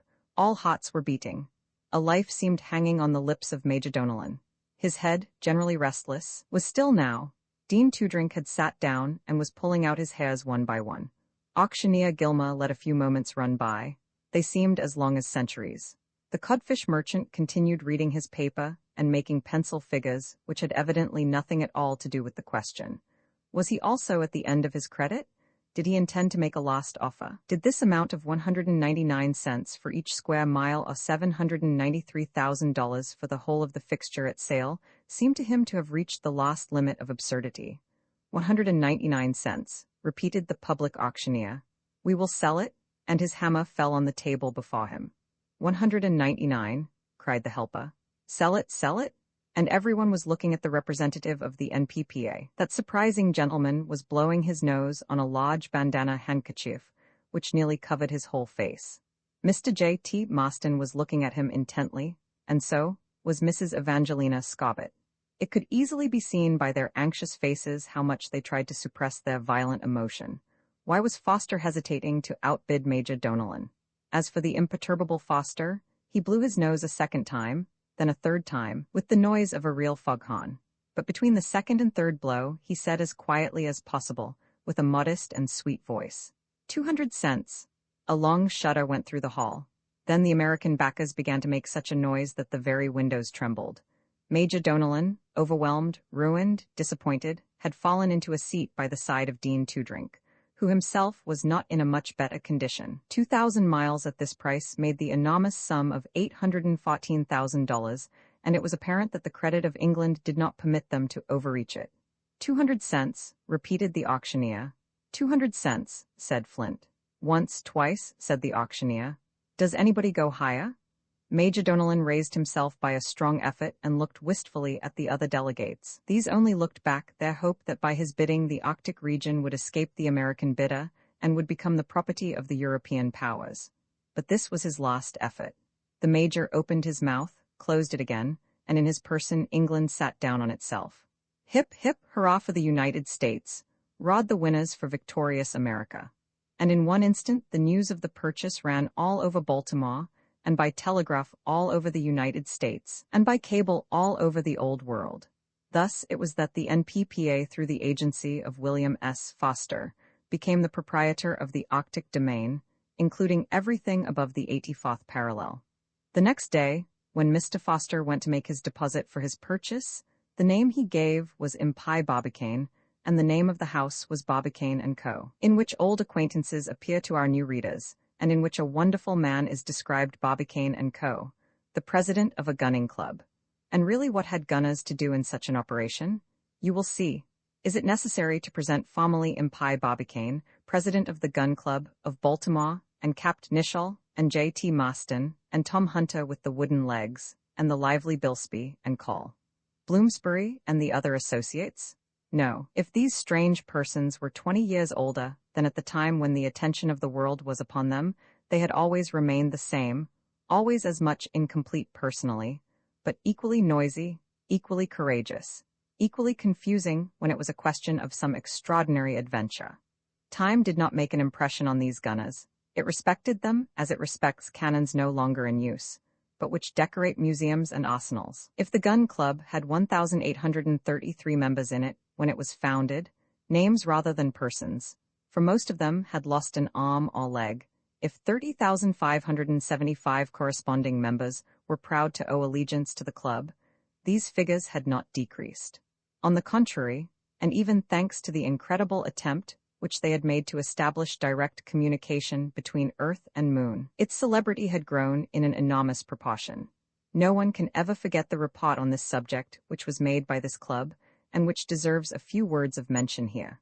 A few years after the Civil War, certain members of the Gun Club, tired of their idleness, proposed to send a projectile to the moon by means of a Columbiad monster. A cannon 900 feet long, 9 feet broad at the bow, had been especially made at Moon City, and had then been charged with 400,000 pounds of guncotton. From this cannon, a small cylindro-conical bomb had been flung towards the stars with a pressure of 6 milliards pounds per square inch. After having made a grand curve, it fell back to the earth, only to be swallowed up by the Pacific Ocean at 27 degrees 7 of latitude and 41 degrees 7 of longitude, west. It was in this region that the frigate Susquehanna of the American Navy had fished it up to the surface of the ocean, to the great comfort of its occupants. Occupants? Yes, occupants for 2 members of the Gun Club, its president, Impai Barbicane, and Capt. Nichol, accompanied by a Frenchman well known for his boldness in such cases, had been in this flying machine. All three of them came back well and healthy from this dangerous trip. But if the two Americans were here ready to risk any similar thing, the French Mitchell Auden was not.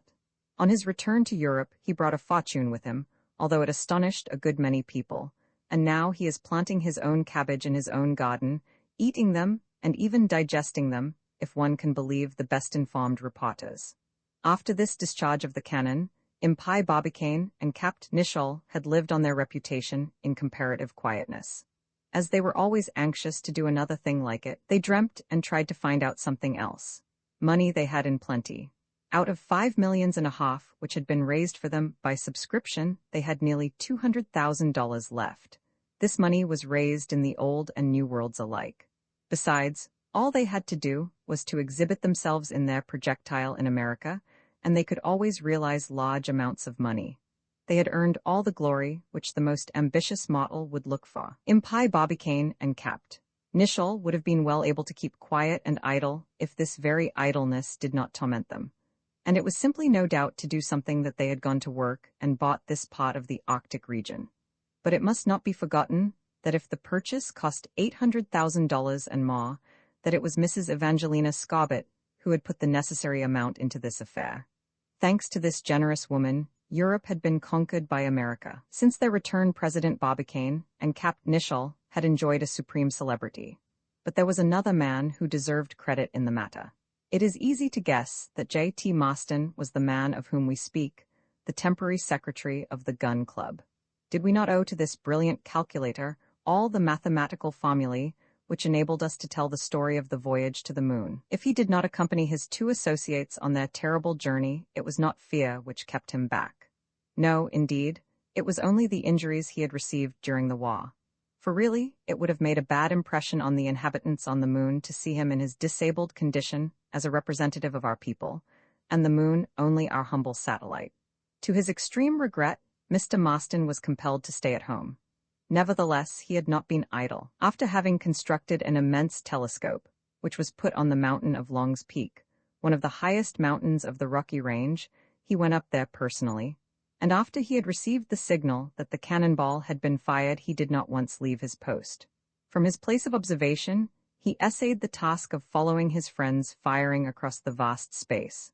One might readily believe that his friends would be lost to the world, that it was very easily possible that this projectile could be compelled by the attraction of the moon to become a sub-satellite. A deviation which one might call providential had changed the direction of the projectile, and after having made one trip around the moon, in place of touching it, it was carried away in a terrible fall and returned to us with a speed of 576,000 miles a minute to the moment when it was swallowed up by the ocean. Happy it was that the great liquid mass had deadened the fall, and that the American frigate Susquehanna was present at the fall.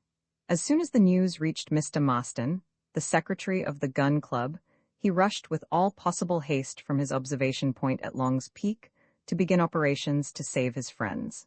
Divers were sent to the place where the projectile had fallen, and Mr. Maston even did not hesitate to put on a cock jacket to save and find his friends again. It was unnecessary to go to so much trouble.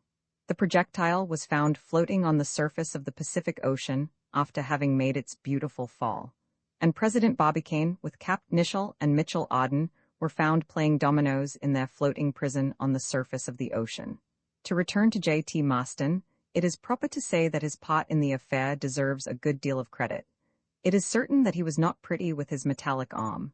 He was not young, 58 years old at the time we write this story.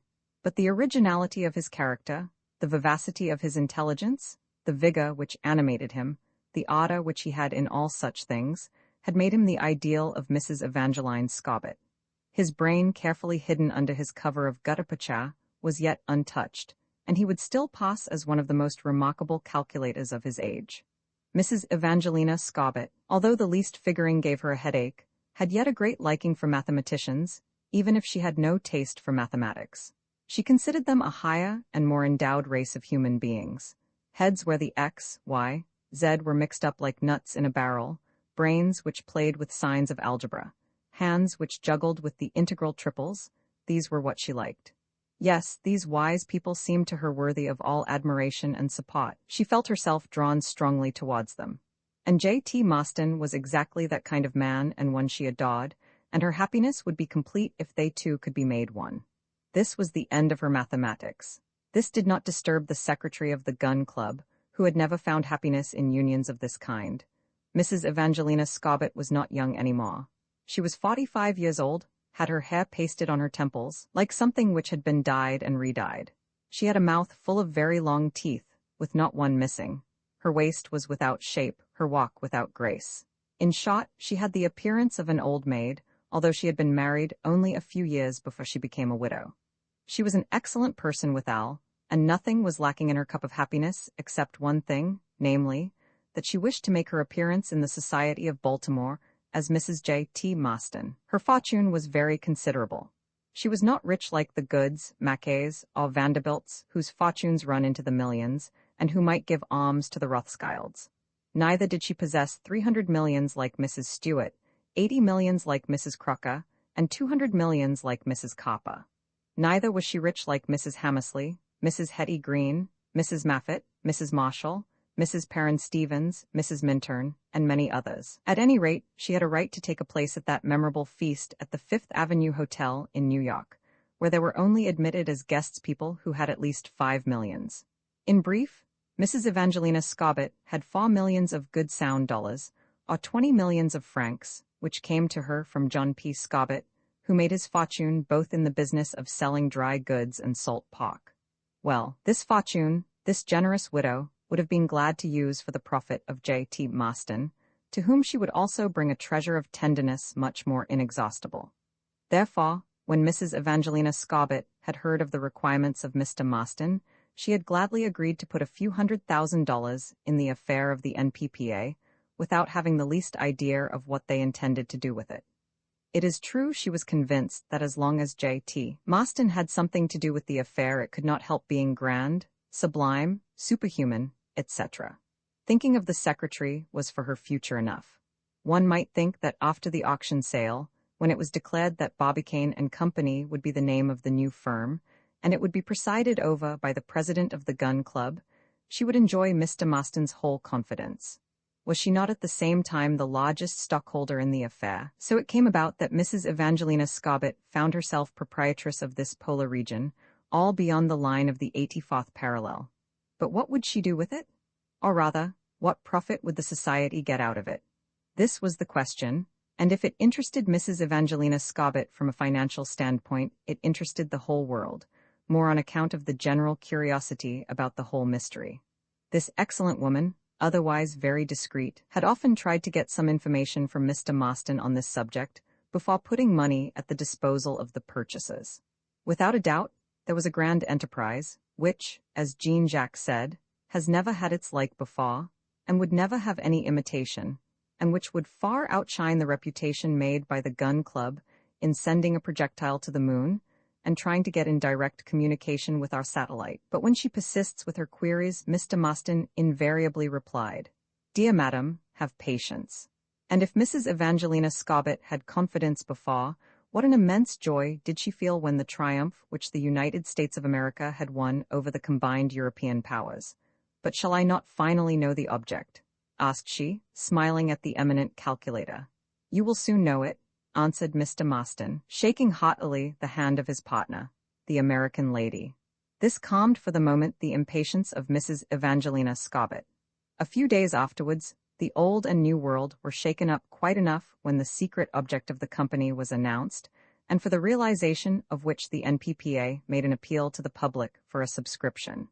The society had purchased this portion of the circumpolar region to make use of the coal mines of the North Pole, in which the possibility that coal mines surround the North Pole is considered. Are there coal mines at the North Pole? This was the first question suggested to intelligent people. Some asked, why should there be coal mines at the North Pole? Others with equal propriety asked, why should there not be?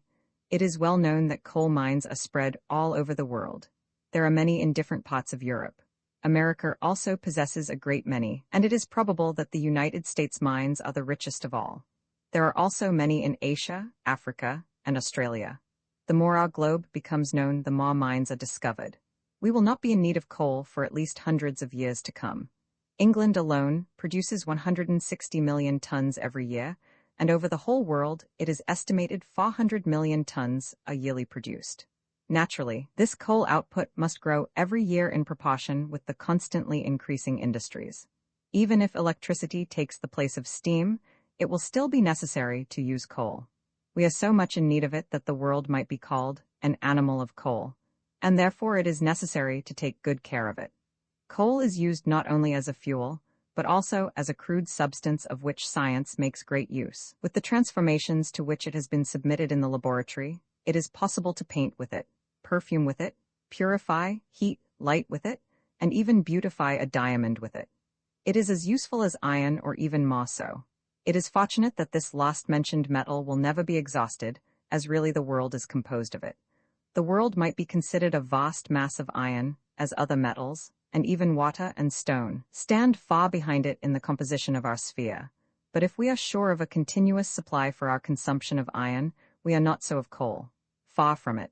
People who are competent to speak, and who look into the future for hundreds of years, always allude to this coal famine. But, say the opposing party, and in the United States there are many people who like to contradict for the mere sake of argument, and who take pleasure in contradicting. Why should there be coal around the North Pole? Why? Answered those who took the part of President Barbicane, because, very probably at the geological formation of the world, the sun was such that the difference of temperature around the equator and the poles were not appreciable. Then immense forests covered this unknown polar region a long time before mankind appeared, and when our planet was submitted to the incessant action of heat and humidity. This theory the journals, magazines, and reviews publish in 1,000 different articles either in a joking or serious way. And these large forests, which disappeared with the gigantic changes of the earth before it had taken its present form, must certainly have changed and transformed under the lapse of time and the action of internal heat and water into coal mines. Therefore nothing seemed more admissible than this theory, and that the North Pole would open a large field to those who were able to mine it. These are facts, undeniable facts. Even people who only calculated on simple probabilities could not deny them, and these facts led many people to have great faith in them. It was on this subject that Major Donellan and his secretary were talking together one day in the most obscure corner of the Two Friends Inn. "Well," said Dean Toodrink, "there is a possibility that this Barbicane, who I hope may be hanged some day, is right." "It is probable," said Major Donellan, "and I will almost admit that it is certain. There will be fortunes made in exploring this region around the pole. If North America possesses so many coal mines, and according to the papers, new ones are discovered quite frequently, it is not at all improbable that there are many yet to be discovered. I may add that Prof. Nordenskiöld has found many kinds of different stones, which contain a great variety of fossil plants in his researches in the Arctic region." "Higher up?" asked Dean Toodrink.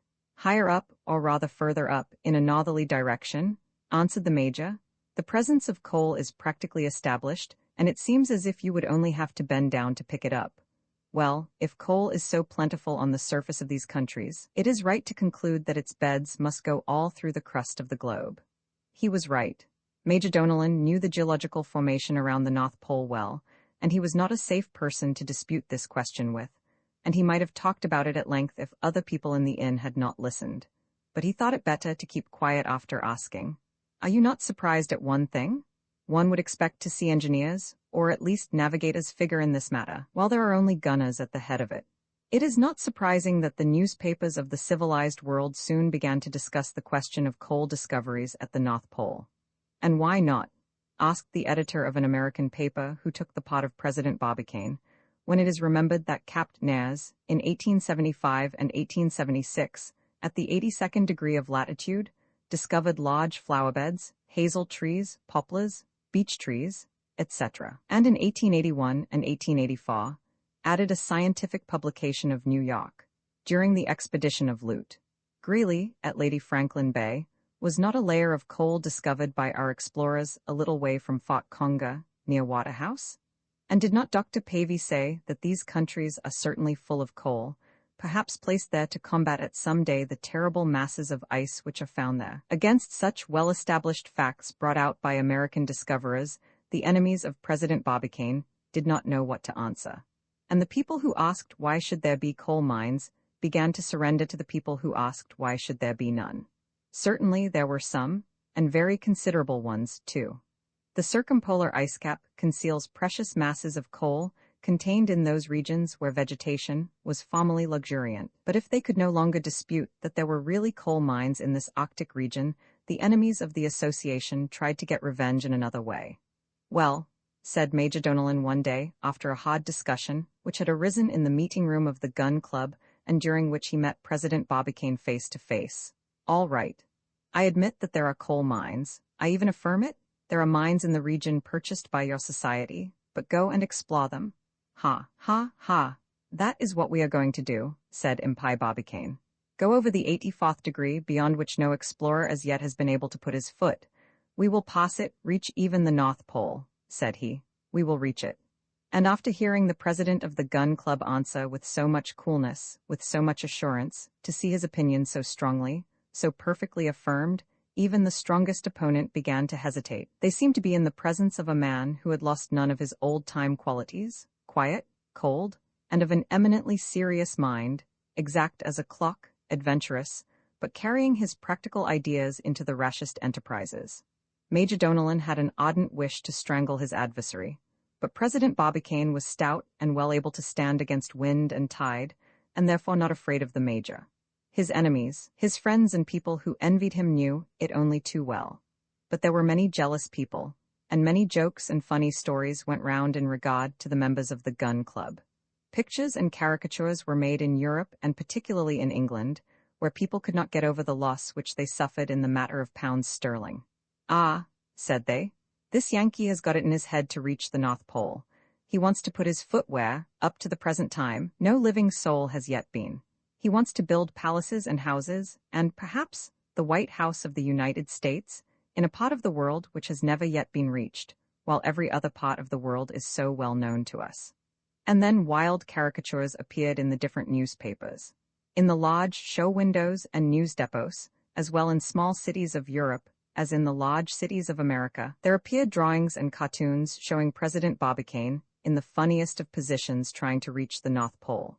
One audacious American cut had all the members of the gun club trying to make an underground tunnel beneath the terrible mass of immovable icebergs, to the 84th degree of northern latitude, each with an axe in his hand. In another, Impai Barbicane, accompanied by Mr. J. T. Marston and Capt. Nichol, had descended from a balloon on the much-desired point, and after many unsuccessful attempts and at the peril of their lives, had captured a piece of coal weighing about half a pound. This fragment was all they discovered of the anticipated coalfields. There were also pictures made of J. T. Marston, who was as much used for such purposes as his chief. After having tried to find the electric attraction of the North Pole, the secretary of the gun club became fixed to the ground by his metallic hand. The celebrated calculator was too quick-tempered to find any pleasure in the drawings which referred to his personal conformation. He was exceedingly annoyed by them, and Mrs. Evangelina Scobbit, it may be easily understood, was not slow to share his indignation. Another drawing in the Lantern of Brussels represented the members of the council and the members of the gun club tending a large number of fires. The idea was to melt the large quantities of ice by putting a whole sea of alcohol on them, which would convert the polar basin into a large quantity of punch. But of all these caricatures, that which had the largest success was that which was published by the French Charivari, under the signature of its designer, Stop. In the stomach of a whale, Impai Barbicane and J. T. Marston were seated playing checkers and waiting their arrival at a good point. The new Jonah and his secretary had got themselves swallowed by an immense fish, and it was in this way, after having gone under the icebergs, that they hoped to gain access to the North Pole.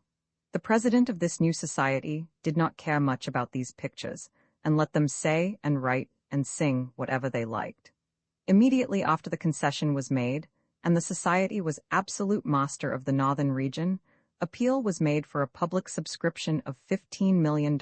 Shares were issued at $100, to be paid for at once, and the credit of Barbicane & Co.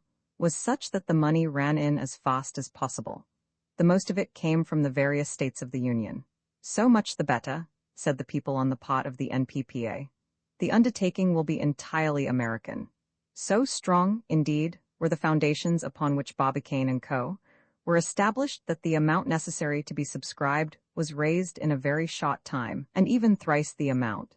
Everybody was interested in the matter, and the most scientific experts did not doubt its success.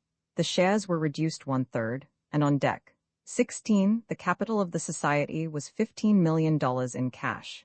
This was about 3 times as much as the amount subscribed to the credit of the gun club when it was going to send a projectile from the Earth to the Moon, in which a telephone communication between Mrs. Scobbit and J.T. Maston is interrupted. President Barbicane was not only convinced that he would reach his object when the amount which had been raised took another obstacle out of his way. Had he not been perfectly sure of success, he would not have made an application for a public subscription. And now, the time had come when the North Pole would be conquered. It was felt certain that President Barbicane and his Council of Administration had means to succeed where so many others had failed. They would do what neither Franklin, nor Kane, nor De Long, nor Nares, nor Greeley had been able to accomplish.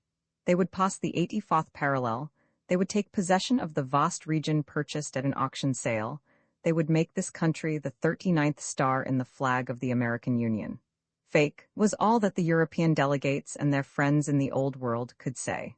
Nothing was more true, however, and this practical, logical means of conquering the North Pole, which was so simple that it was almost childish, was one which J.T. Maston had suggested to them. It was that brain, where ideas were constantly evolving, which had laid out this great geographical project in a way which could not but succeed. It cannot be too often repeated that the secretary of the Gun Club was a remarkable calculator, we might say a postgraduate calculator. But a single day was needed by him to solve the most complicated problems in mathematical science. He laughed at these difficulties whether in algebra or in plain mathematics. You should have seen him handle his figures, the signs which make up algebra, the letters in the alphabet, representing the unknown quantities, the square or crossed lines representing the way in which quantities are to be operated. All signs and lines and radicals used in this complex language were perfectly familiar to him, and how they flew around under his pen, or rather under the piece of chalk which he attached to his iron hand, because he preferred to work on a blackboard. And this blackboard, 6 feet square, this was all he wanted. He was perfectly at home in his work. Nor was it figures alone which he used in his calculations. His figures were fantastic, gigantic, written with a practiced hand. His 2 and 3 were as nice and round as they could be. His 7 looked like a crutch and almost invited a person to hang on it. His 8 was as well formed as a pair of eyeglasses, and the letters with which he established his formulas, the first of the alphabet, A, B, C, which he used to represent given or known quantities, and the last, X, Y, Z, which he used for unknown quantities to be discovered, particularly the Z, and those Greek letters delta, omega, alpha. Really, an Archimedes might have been well proud of them. And those other signs, made with a clean hand and without fault, it was simply astonishing. His showed well that this sign meant an addition of one object to the other. His minus, if it was a little smaller, was also in good shape. His equals, too, showed that Mr. Maston lived in a country where equality was not a vain expression, at least amongst the people of the white race. Just as well were his and his and his, used in expressing proportions.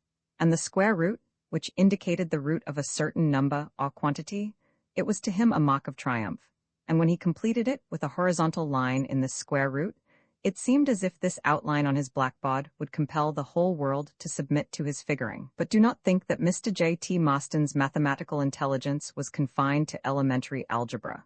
No matter what figuring he had to do, it was alike familiar to him, and with a practiced hand he made all the signs and figures, and even did not hesitate at which looks very simple, but behind which lays a great deal of calculation.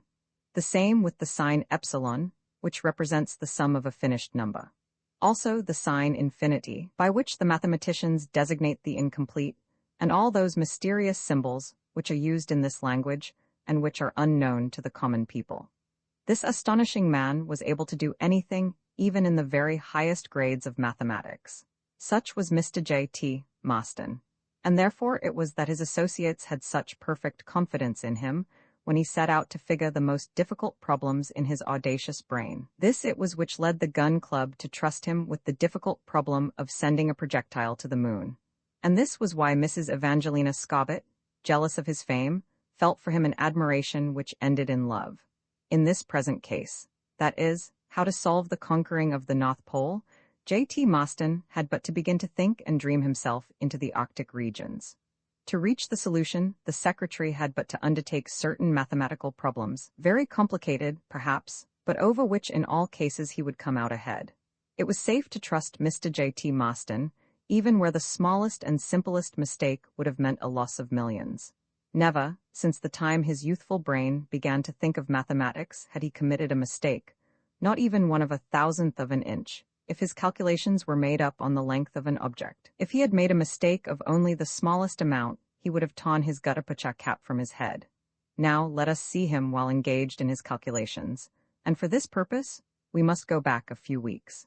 It was about a month before the publication of the circular, addressed to the inhabitants of the Old and New Worlds, that Mr. Maston had undertaken to figure out the elements of a scheme in which he had promised his associates the greatest success. For a number of years, Mr. Maston had lived at No.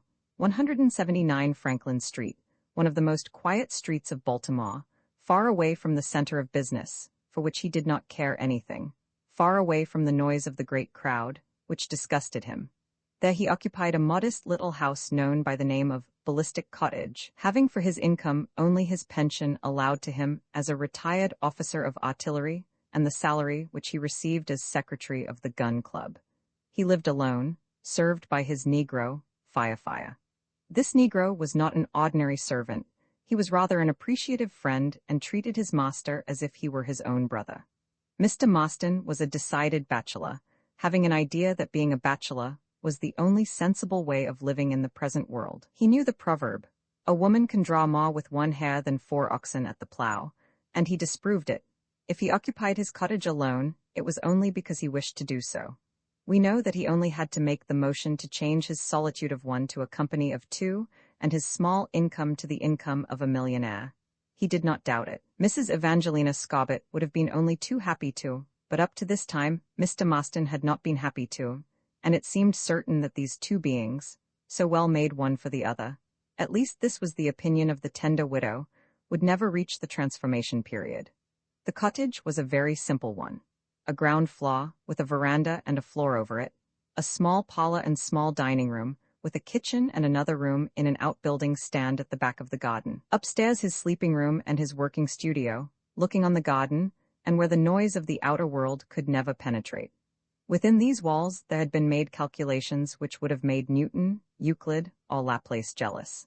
How different was the mansion of Mrs. Evangelina Scobbit, situated in the richest quarter of New Park, with facade of balconies, finished in the finest architecture, half Romanesque, half Gothic, with its richly furnished apartments, its grand halls, its picture galleries, in which French artists held the highest places, its magnificent staircase, its great number of domestics, its stables, its coach houses, its garden, with the finest of flowers, statues, fountains, and the tower on the top of the building, on which the blue and gold coat of arms of the Scobbit family was upon a glittering banner.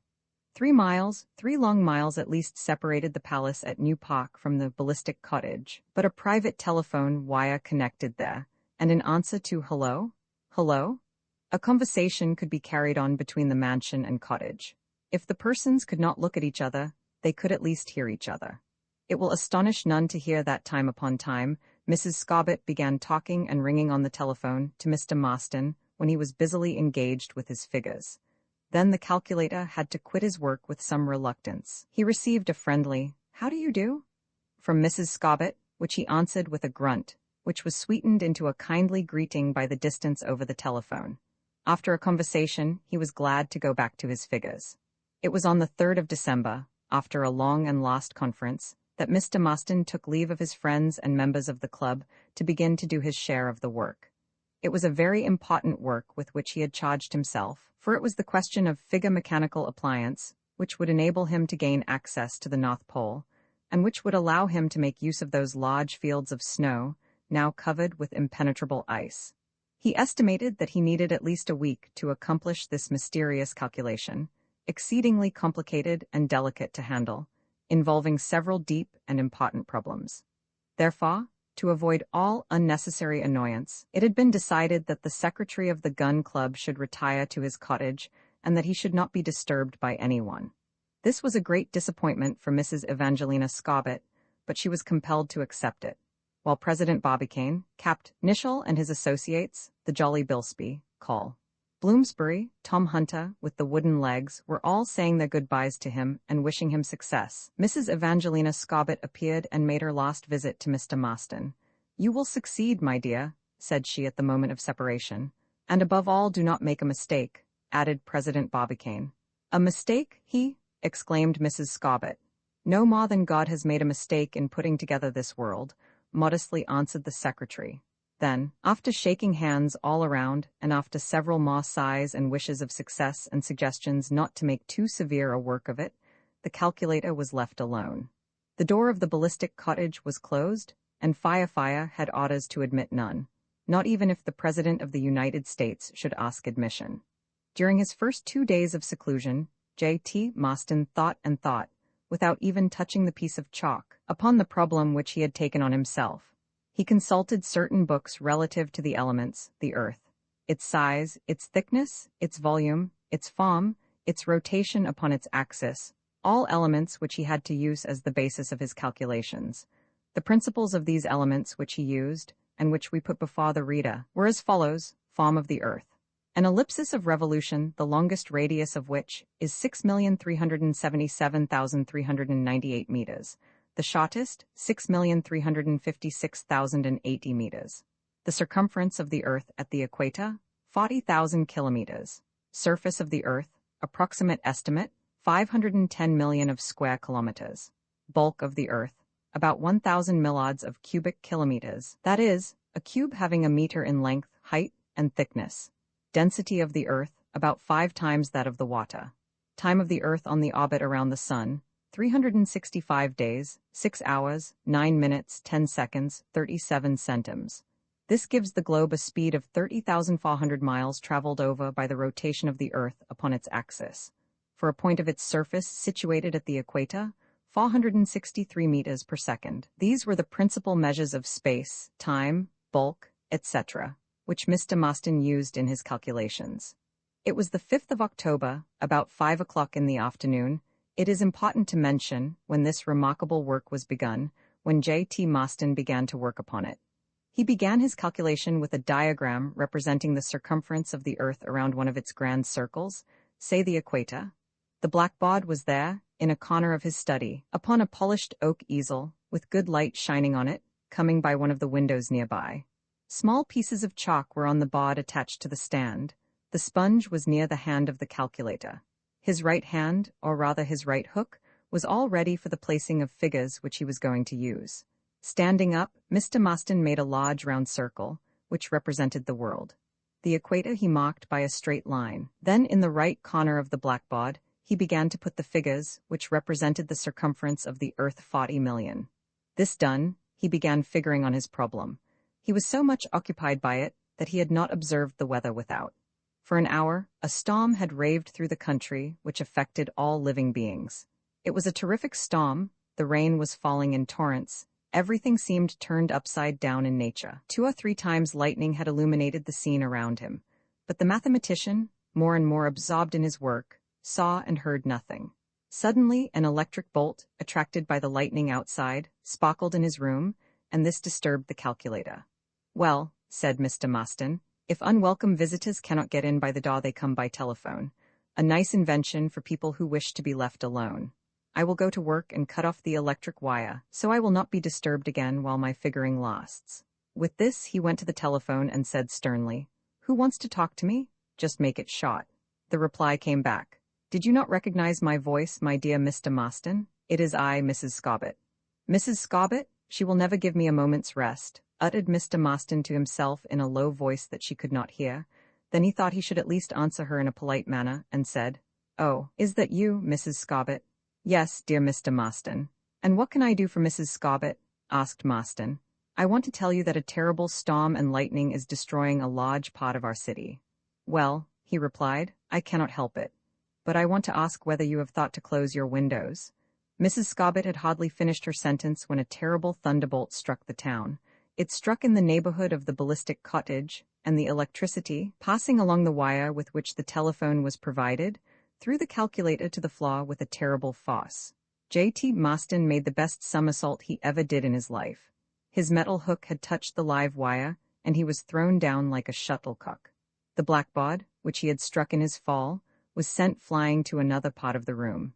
Then the electricity passed into other objects and disappeared through the floor. The stupefied Mr. Maston got up and touched the different parts of his body to assure himself that he was not hurt internally. This done, he resumed his cold, calculating way. He picked everything up in his room, put it in the same place where it had been before, and put his blackboard on the easel, picked up the small pieces of chalk, and began again his work, which had been so suddenly interrupted. He noticed that on account of the fall, the number which he had made on the right side of the blackboard was partly erased, and he was just about to replace it when his telephone again rang with a loud noise. "Again," said J.T. Maston, and going to the telephone he exclaimed, "Who is there?" "Mistress Scobbit." "And what does Mrs. Scobbit want? Did not this terrible thunderbolt strike Ballistic Cottage? I have good reason to think so." "Ah, great God, the thunderbolt! Don't be alarmed, Mrs. Scobbit. You have not been injured, Mr. Maston?"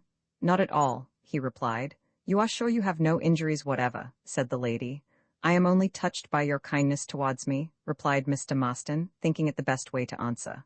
"Good evening, dear Mr. Maston." "Good evening, dear Mrs. Scobbit." Returning to his work, Mr. Maston said sotto voce, "To the devil with her. If she had not handled the telephone at such a time, I would not have run the risk of being hurt by electricity." Mr. Maston did not wish to be interrupted in his work again, and so took down his telephone and cut the wire. Then, taking again as basis the figure which he had written, he added different formulas of it, and finally a certain formula which he had written on his left side, and then he began to figure in all the language of algebra. A week later, on the 11th of October, this magnificent calculation was finished, and the secretary of the Gun Club brought his solution of the problem with great pride and satisfaction to the members of the Gun Club, who were awaiting it with very natural impatience. This then was the practical way to get to the North Pole, mathematically discovered. Here was also a society, under the name of the NPPA, to which the government of Washington had accorded a clear title of the Arctic region in case they should buy it on auction. And we have told of the purchase made in favor of American buyers, and of the appeal for a subscription of $15 million, in which President Barbicane says no more than suits his purpose. On the 22nd of December, the subscribers to Barbicane & Co. were summoned to a general meeting. It is hardly necessary to say that the headquarters of the Gun Club were selected as the place of the meeting.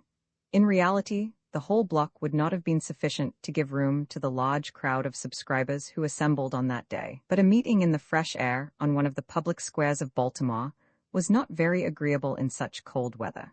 Usually the large hall of the Gun Club was decorated with models of all kinds lent by members of the club. It was a real museum of artillery. Even the furniture, chairs and tables, sofas and divans, recalled by their strange shapes those murderous engines which had sent into a better world many brave people whose greatest wish was to die of old age. On this meeting day, all these things were taken down and out. This was not a meeting for the purpose of war, but a commercial and peaceful meeting over which Impi Barbicane was going to preside. All room possible had been made for the subscribers who arrived from all parts of the United States. In the hall, as well as in the adjoining rooms, the crowds were pushing and pressing each other, without heeding the innumerable people who were standing on the adjoining streets. The members of the Gun Club, as first subscribers to the affair, had places reserved for them very near the desk. Among them could be found Col. Bloomsbury, more happy than ever, Tom Hunter, with his wooden legs, and the jolly Bilsby.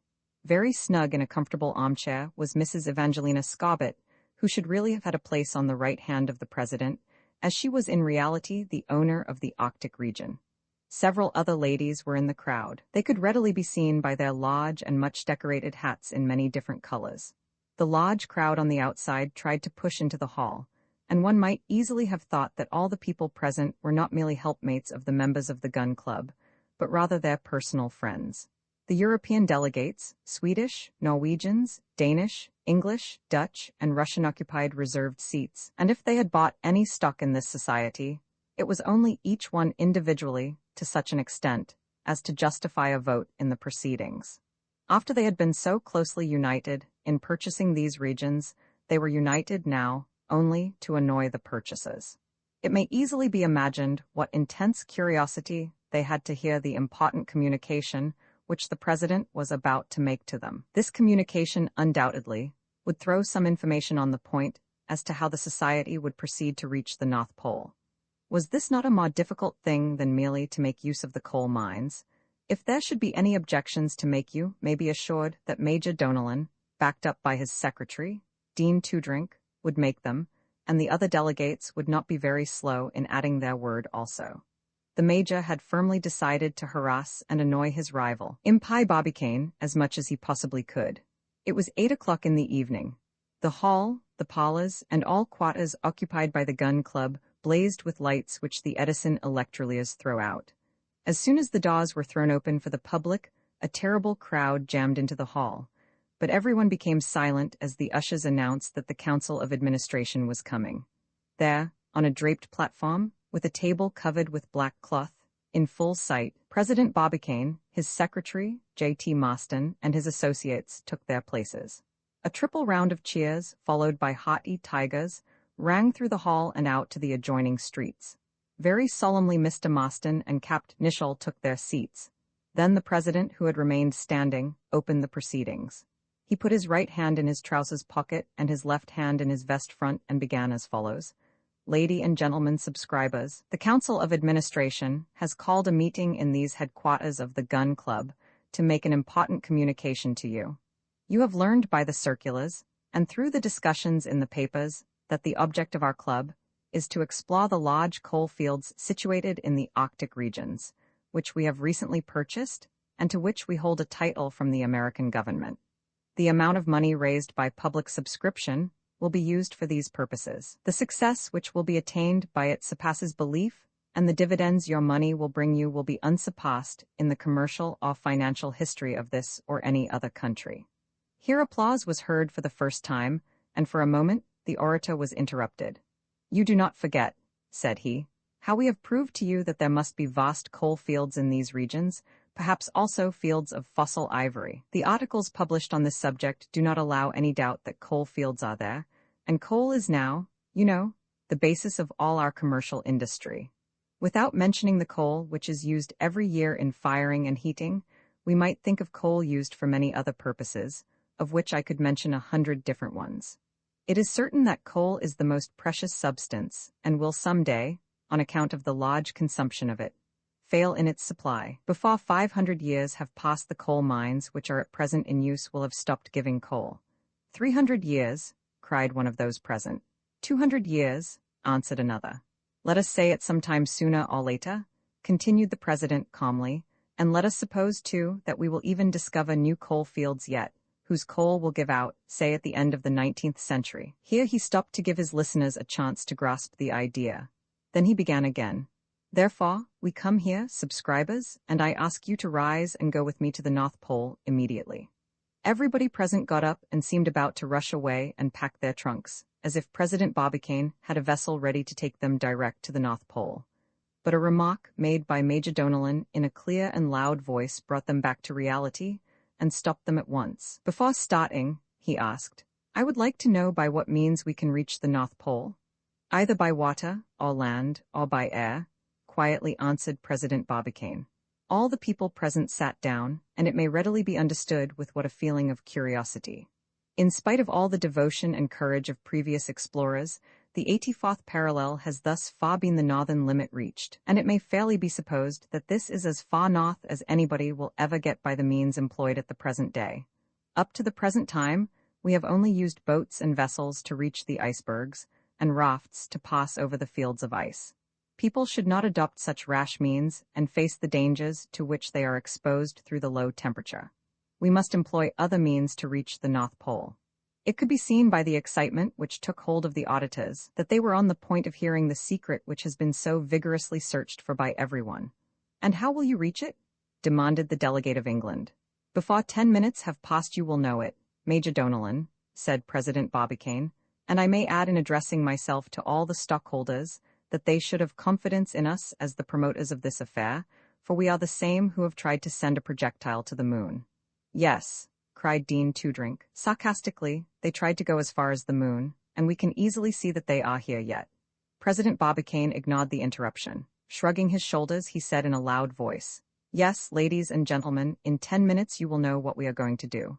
A murmur, made up of many ahs and ohs, followed this remark. It seemed to them as if the orator had said in 10 minutes they would be at the North Pole. He then continued in the following words. First of all, it is a continent which forms this Arctic region, or it is an ocean, and has Commander Nez been right in calling it Paleocrystic Ocean, which means an ocean of old ice? To this question I must answer that I think he was not right. This is not sufficient, exclaimed Eric Baldenak. It is not the question of supposing, it is the question of being certain. Well, we are certain, came the answer to this furious inquirer. Yes, it is a solid continent and not an ice ocean which the NPPA has purchased and which now belongs to the United States and which no European power has the right to touch. A little murmur came from the neighborhood of the delegates of the Old World. Bah, they said. It is full of water, a regular wash basin which you will not be able to empty. Dean Toodrink, as usual, made most of the remarks and met the hearty applause of his associates. No, sir, answered President Barbicane, quickly. There is a regular continent, a platform which rises like the Gobi Desert in Central Asia, 3 or 4 kilometers above the surface of the ocean. This is very easy to be seen from the observations made in the neighboring countries, of which the polar region is only an extension. After their explorations have not Nordenskjold, Perry and Maragad stated that Greenland gets higher and higher towards the North Pole. Besides, they have found birds, different products and vegetables in the northern ice, ivory teeth also, which indicate that this region must have been inhabited and that animals must have been there, and perhaps people as well. There used to be large forests there, which must have been farmed into coal fields, which we will explore. Yes, there is a continent, without a doubt, around the North Pole, a continent free from all human beings, and on which we will place the banner of the United States. At this remark the auditors expressed great delight. When the noise had finally subsided, Major Donellan could be heard to remark, "Well, 7 minutes have already gone by of the 10 which, as you say, would be sufficient to reach the North Pole." "We shall be there in 3 minutes," coolly answered President Barbicane. "But even if this be a continent, which constitutes your purchase, and if it is a raised country, as we may have reasons to believe, it is also obstructed by eternal ice, and in a condition which will make exploration extremely difficult," responded the Major. "Impossible," cried Jan Harold, who emphasized this remark with a wave of his hand. "Impossible, all right," said Impai Barbicane. "But it is to conquer this impossibility that we have purchased this region. We will need neither vessels nor rafts to reach the North Pole. No, thanks to our operations, the ice and icebergs, new or old, will melt by themselves, and it will not cost $1 of our capital nor 1 minute of our time." At this there was absolute silence. The most important moment had come. "Gentlemen," said the president of the gun club, "Archimedes only asked for a lever to lift the world. Well, this lever we have found. We are now in a position to remove the North Pole." "What, remove the North Pole?" cried Eric Baldenak. "Will you bring it to America?" asked Jan Harold. Without doubt, President Barbicane did not wish to explain himself just yet, for he continued, "In regard to this point of leverage—" "Do not tell it, do not tell it," cried one of his associates with a terrible voice. "In regard to this lever, keep the secret, cried the majority of the spectators, taking up the cry. "We will keep it," said President Barbicane. Naturally, the European delegates were very much vexed at this remark. This will be easily understood. In spite of all these exclamations, the orator never had any intention of making his plan known. He continued to say, "We obtained our object, thanks to a mechanical device, one which has no precedent in the annals of industrial art. We will undertake it and bring it to a successful finish by means of our capital, and how I will inform you forthwith." "Here," said the others present. "First of all, the idea of our plan comes from one of the ablest, most devoted and illustrious calculators, and one of our associates as well," said President Barbicane. "One to whom we owe all the calculations which allows us to have our work in such good condition. As the exploration of the North Pole is not a piece of play, the removal of the pole is a problem which could only be solved by the highest calculations. Therefore, we have called the assistance of the Honorable Secretary, Mr. J.T. Maston." "Hip, hip, hip, hurrah, for J.T. Maston," exclaimed all the auditors, seemingly electrified by the presence of this extraordinary calculator. Mrs. Evangelina Scobbit was deeply touched by this recognition of the celebrated mathematician, who had already entirely gained her heart. He contented himself with turning his head to the right and left, bowing and thanking his auditors. "Already, dear subscribers," said President Barbicane, "since the great meeting in honor of the arrival of the Frenchman, Mitchell Arden, in America, some months before our departure for the moon, and this confident Yankee spoke of the trip to the moon as quietly as if it were no more than a trip to New York. J.T. Maston had already said to himself, 'We must invent machines to move the North Pole. We must find a point for action, and put the axis of the Earth in the right direction from the object.' Well, any or all of you who listen to me find it if you can. I can only say the machines have been invented, the point of leverage has been found, and now let us pay our attention to the question of fixing, in the right way, for our end of the axis of the Earth." Here he stopped speaking, and the astonishment which was expressed on the faces of his auditors it is impossible to describe. "What?" cried Major Donellan. "You then have the idea of putting the axis of the Earth in another direction?" "Yes, sir," answered President Barbicane promptly. "We have the means of making a new one which will hereafter regulate the routine of day and night. You want to modify the daily rotation of the Earth," repeated Kharkov, with fire in his eyes. "Absolutely, but without affecting its duration," answered President Barbicane. "This operation will bring the pole at, or about the 67th parallel of latitude. Then the Earth will be similar to the planet Jupiter, whose axis is nearly perpendicular to the plane of its orbit. Now, this movement of 23 degrees 28 minutes will be sufficient to give at our North Pole such a degree of heat that it will melt in less than no time the icebergs and field which have been there for thousands of years." The audience was out of breath. Nobody thought of interrupting the orator, even to applaud him. All were taken in by this idea, so ingenious and simple, of modifying the axis on which this earthly spheroid is rotating. And as for the European delegates, well, they were simply stupefied, paralyzed, and crushed. They kept their mouths shut in the last stage of astonishment. But the hurrahs seemed to rend the hall asunder, when President Barbicane made the additional remark.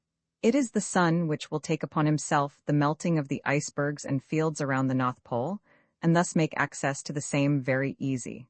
So, as people cannot go to the pole will come to them. Yes, just like Jupiter, since that memorable meeting in honor of Mitchell Arden, the Hon. J.T. Maston had talked and thought of nothing else but the changing of the axis of the Earth.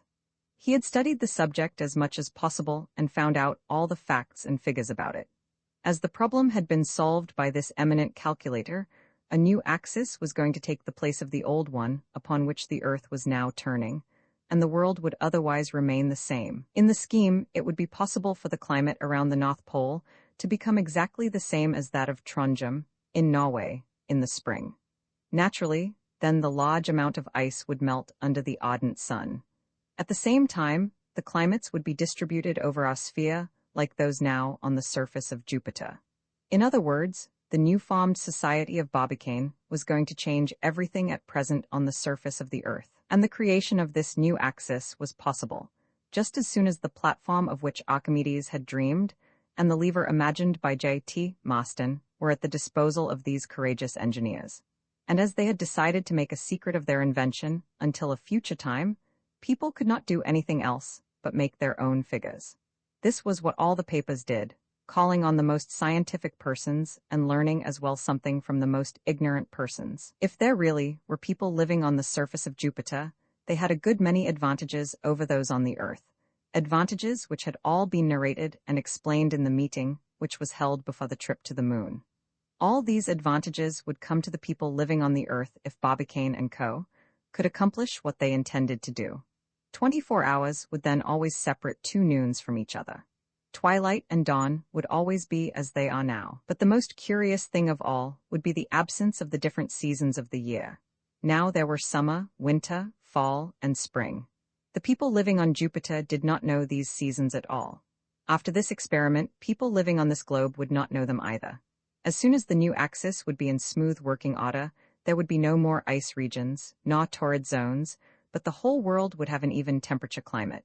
What, after all, is the torrid zone? It is a part of the surface in which the people can see the sun twice yearly at its zenith, and the temperate zone but a part where the sun never goes to the zenith, and the icy region but a part of the world which the sun forgets entirely for a long time, and around the North Pole, this extends for 6 months. It is simply the position of the sun which makes a country exceedingly hot or cold. Well, these things would not appear any longer on the surface of the world. The sun would be always over the equator. It would go down every 12 hours just as regularly as before. And among the advantages of the new method, said the friends of President Barbicane, were these that each person could choose a climate which was best for himself and his health. No more rheumatism, no more colds, no more grippe. The variations of extreme heat would not be known anymore. In short, Barbicane and Co. were going to change fixtures which had existed ever since the world was in existence. Certainly, the observer would lose a few stars and things which he perhaps liked to look at now, and the poet would not have any longer his dreamy nights, etc. But what a great advantage it would be for the world at large.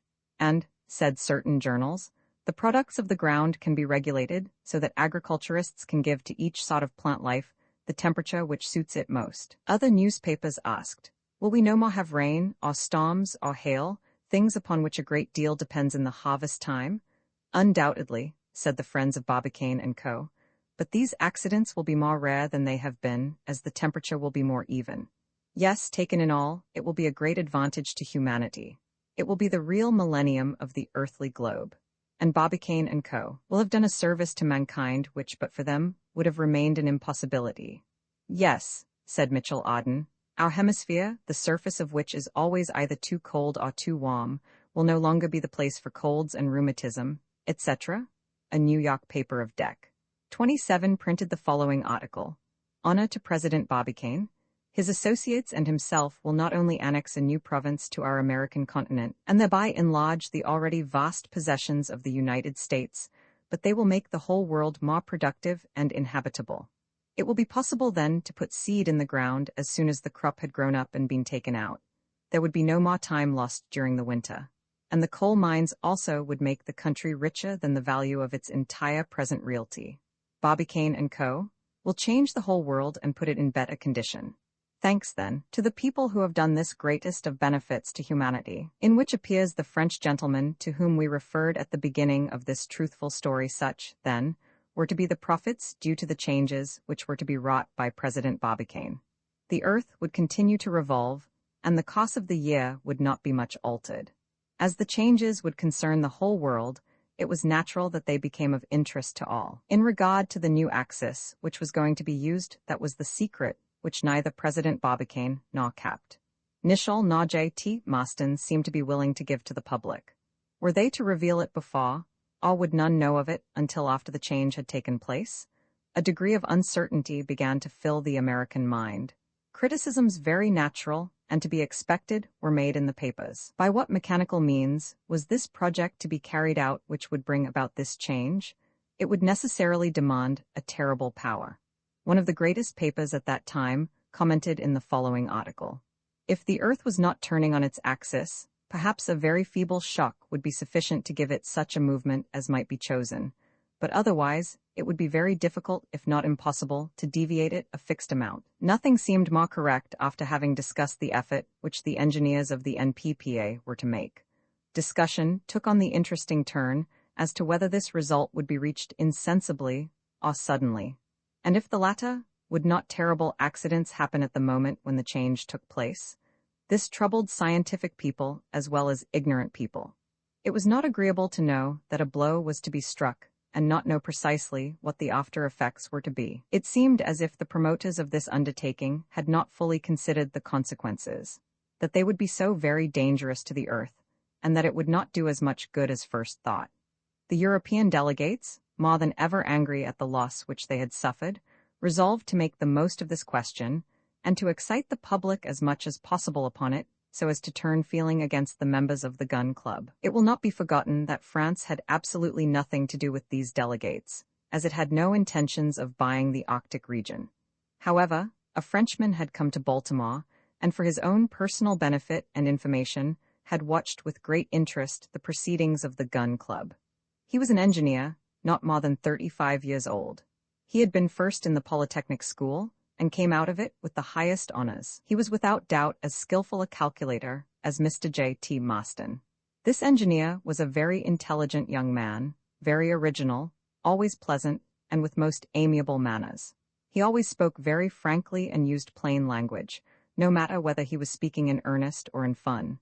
He even went so far as to use slangy expressions when they served his purpose. He could sit for hours at his table and figure and calculate, making his figures and calculations as fast as he could write with a pen. His greatest pleasure, next to these difficult mathematical efforts, was in whist, which he played apparently very indifferently, not forgetting to figure out all his chances.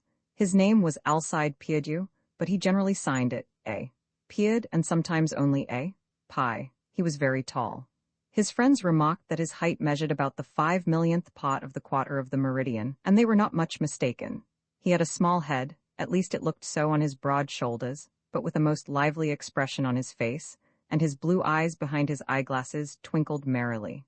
This was characteristic of him, for he had one of those faces which appear merry, even when they are in sober earnest. He was at once the best scholar in his class and the best tempered. But even if his head did seem a little small on his shoulders, it is safe to say that it was filled to its highest capacity. He was a mathematician, as all his ancestors had been, but he did not study mathematics to use them in his profession, for which he never had any taste, as he disliked trade. No, he studied mathematics for themselves alone, simply to find them out more and more where there was so much unknown to man. Let us also remark that Alcide Pierdeux was a bachelor. He was as yet single, or, as he would express it, equal to 1 = 1, although his greatest wish was to get married. His friends all thought that he would marry a very charming girl, gay and spiritual. But, unhappily for him, the girl's father said that he was too smart and that he would talk to his daughter in language which she would not be able to understand. How modest and simple this father was, indeed. And for this reason, the young engineer decided to place between himself and his country the broad ocean. He asked permission to go abroad for a year and obtained it. He thought that he could not make any better use of his time than to go to Baltimore and note the actions of the NPPA. And this is how he came to be at this time in the United States. However, since he got to Baltimore, he had cared little apparently for the great undertaking of Barbicane & Co. Whether the earth would have a change of the axis or not, what did it matter to him? He only wanted to know, and his curiosity was at the highest point to find out by what means they were to move the earth. He thought again and again how they would do it and had several plans in his head and dismissed them only to consider the matter afresh. He concluded that they wanted probably to substitute a new axis, but he did not clearly see where their point of operations was to be. Then, again, he would say, "There is the daily movement. It is impossible to suppress it. How they will do it is a perfect conundrum to me." He had no idea what the plans of Barbicane and Maston were. It is to be regretted very much that their intentions were not known to him, as he would have been able to figure out the formulae in a very short time. And so it came about that on this 29th day of December, Alcide Pierdeux was walking with his hand at his brow, pondering, about the streets of Baltimore.